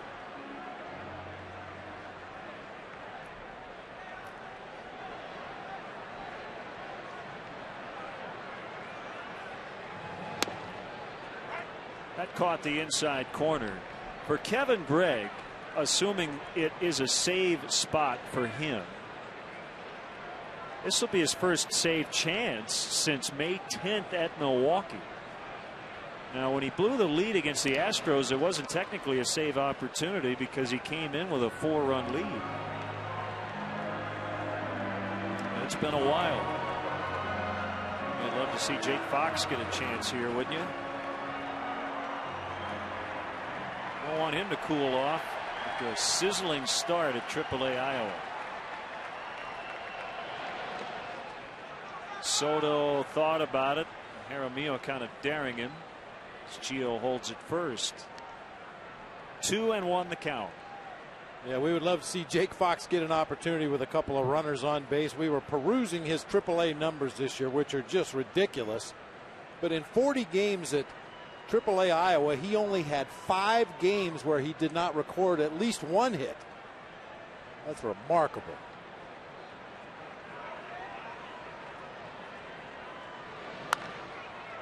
Fair ball. Fox will get a chance. We'll see how far Soto can go.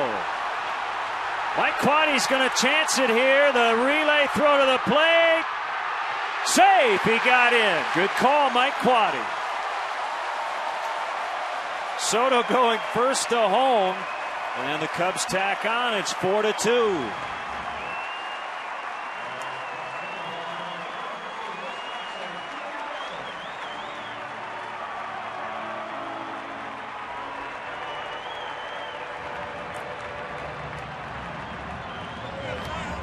Baby Andres Blanco batting left-handed against a left-handed relief pitcher, shoots one right down the stripe past a diving Adam LaRoche. That was a very aggressive send there by Mike Quaddy. Brandon Moss got over to the ball, slipped and fell, lollipopped it back into the infield. That gave Soto just enough room to get around the tag of Jaramillo at the plate.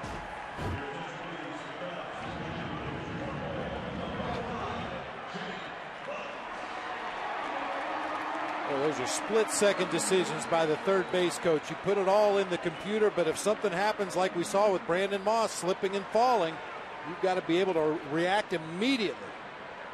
You take more of a risk ahead by a run and with 2 outs in an inning. Jake Fox leading all minor leaguers in the Triple Crown categories. A batting average of .423, 17 homers, 50 RBIs. That's 5-0 in 40 games. We saw Jake in the majors with the Cubs in 2007, went 2 for 14. Came in with a 17-game hitting streak. Pacific Coast League Player of the Week twice already. 3rd round pick in the 2003 draft. He went to Michigan. In the dirt.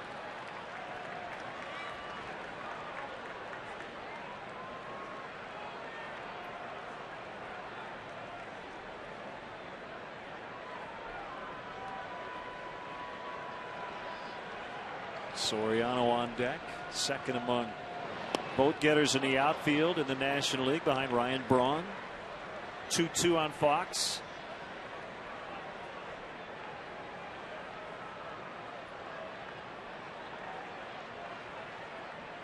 I hope they keep that Gatorade machine there. It's a nice conversation piece.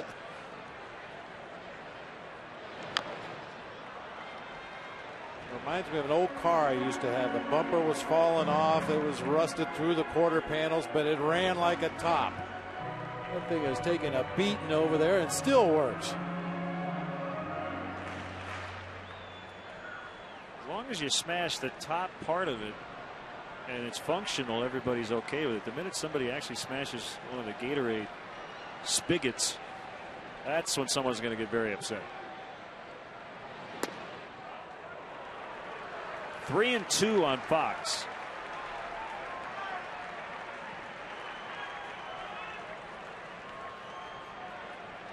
Most of Jake Fox's time at the AAA level was spent as a first baseman defensively. Played some third, some right, some left, caught a little bit. DH'd quite often. Bouncer to third base. Foul.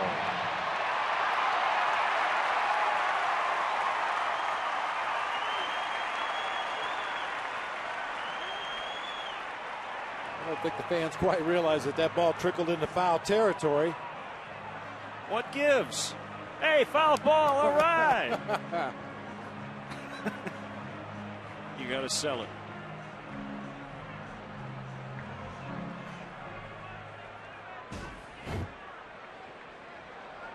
Hit right at the edge of the grass there. Goes into foul territory. What? Big Jake Fox fan. A fly ball for Fox, very deep out into right center, and he stays hot. And he makes it 5-2 with a long double. Welcome back, Jake Fox. Cubs showing power here in the 8th inning. A home run and 2 doubles.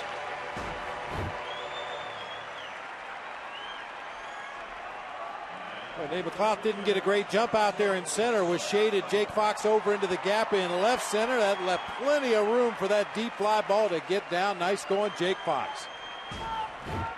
It's nice having a little extra cushion for the closer who hasn't been in this spot in a while. So a 3-run lead for Greg.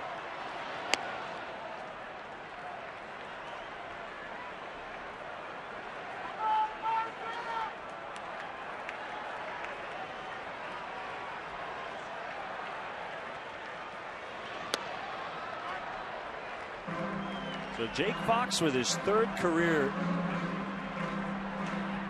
hit, and they're all doubles. Picks up his 2nd career RBI. A 1-1 to Soriano is low and outside.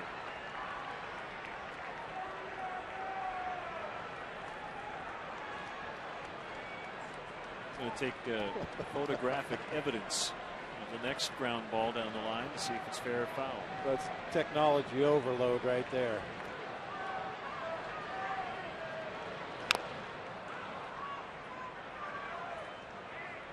It's like a slimmed down version of David Wells.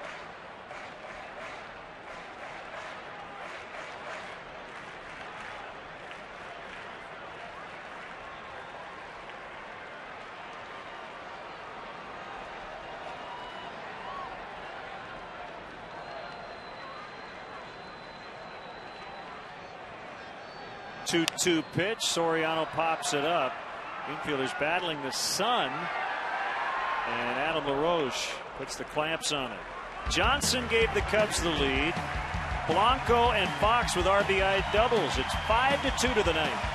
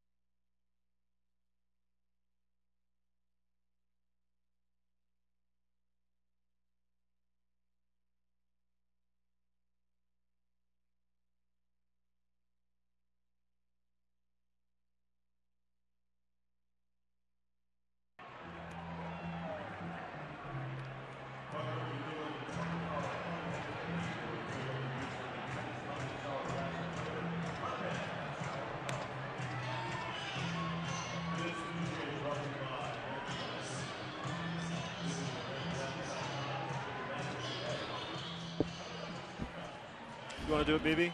Terrio Gotcha.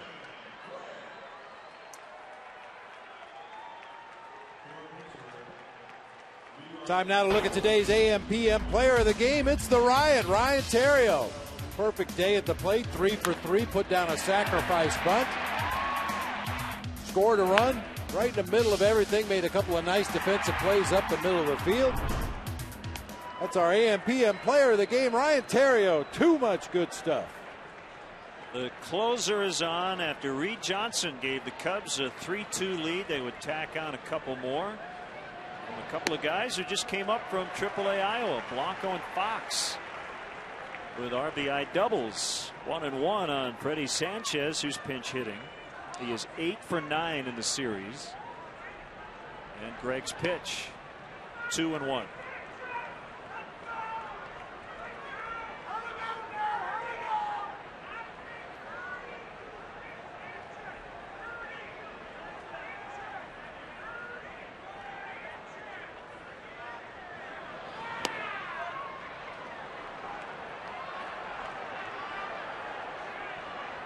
Just ridiculous what Freddie Sanchez did in the first 2 games of this set. Played really good defense as well. It's full, 3 balls and 2 strikes. Top of the order with Morgan and then Young to follow.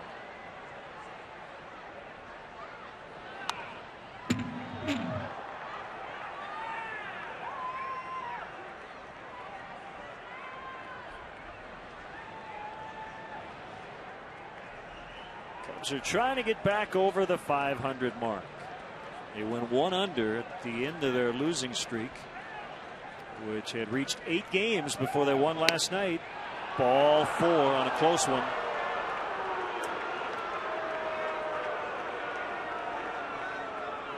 Greg's trying to save it for Carlos Marmol. Well, sure didn't miss by much. There's to paint that outside corner with a fastball, maybe just off of the corner. This is why you like those insurance runs. Lou is livid. He thought that was strike 3.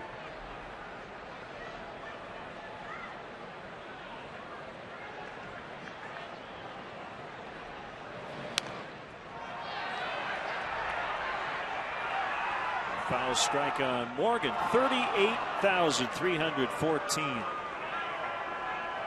at Wrigley Field this afternoon.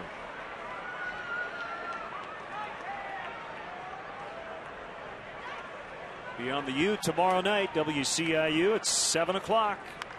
Randy Wolf and Randy Wells.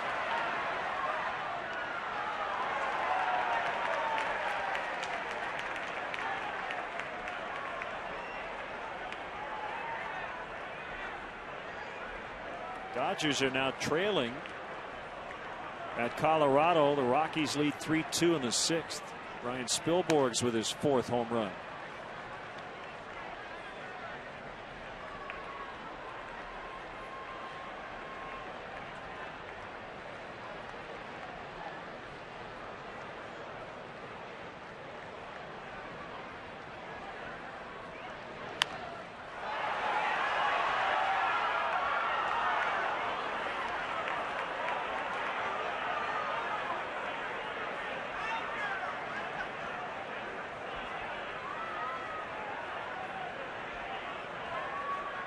Play him the other way. Soriano's very shallow and left, and Johnson shaded over toward the gap.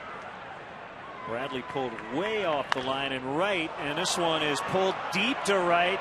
Bradley's on the warning track, and they have a shot at a double play. Freddie Sanchez is going to get doubled off. Where was he going? He's at third base. 2 outs. Freddie Sanchez must have thought that that ball was either going to get out or Bradley had no shot at it. Well, Milton caught it on the warning track, and Sanchez had already rounded third.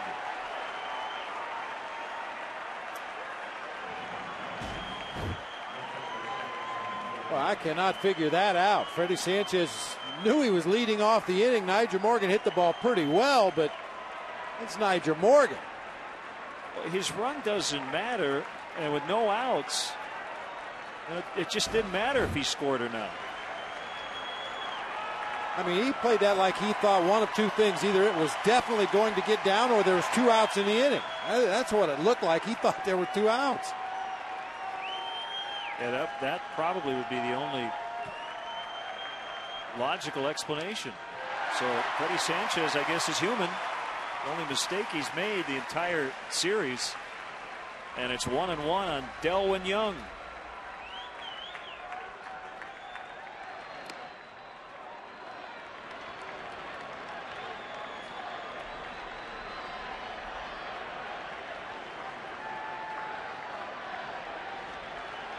Fans on their feet.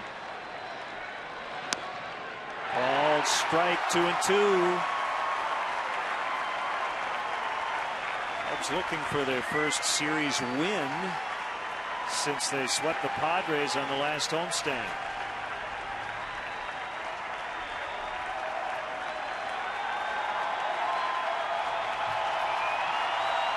The pitch just outside. Delwyn Young was already struck out 3 times looking.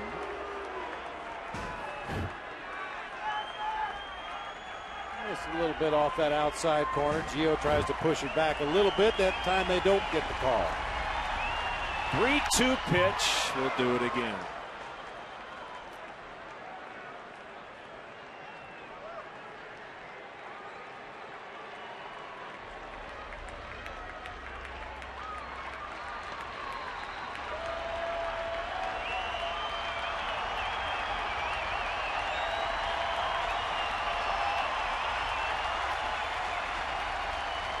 The next one. Ooh. Ball 4.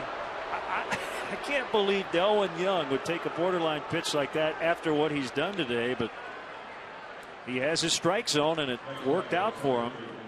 Well, how big is that double play looking now? Yeah, real big. Pitch was down below the knees. Right in the middle of the plate, though. I don't know, with 2 strikes, I don't know how you take that one.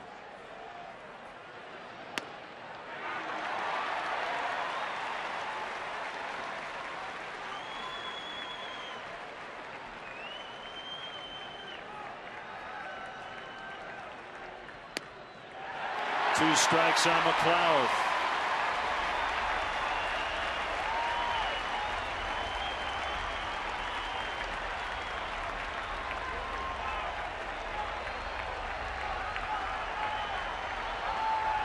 The pitch. Swing and a miss. Cubs win. They take the series and they've started a winning streak. That's 2 in a row after an 8-game skid. And they're back over 500.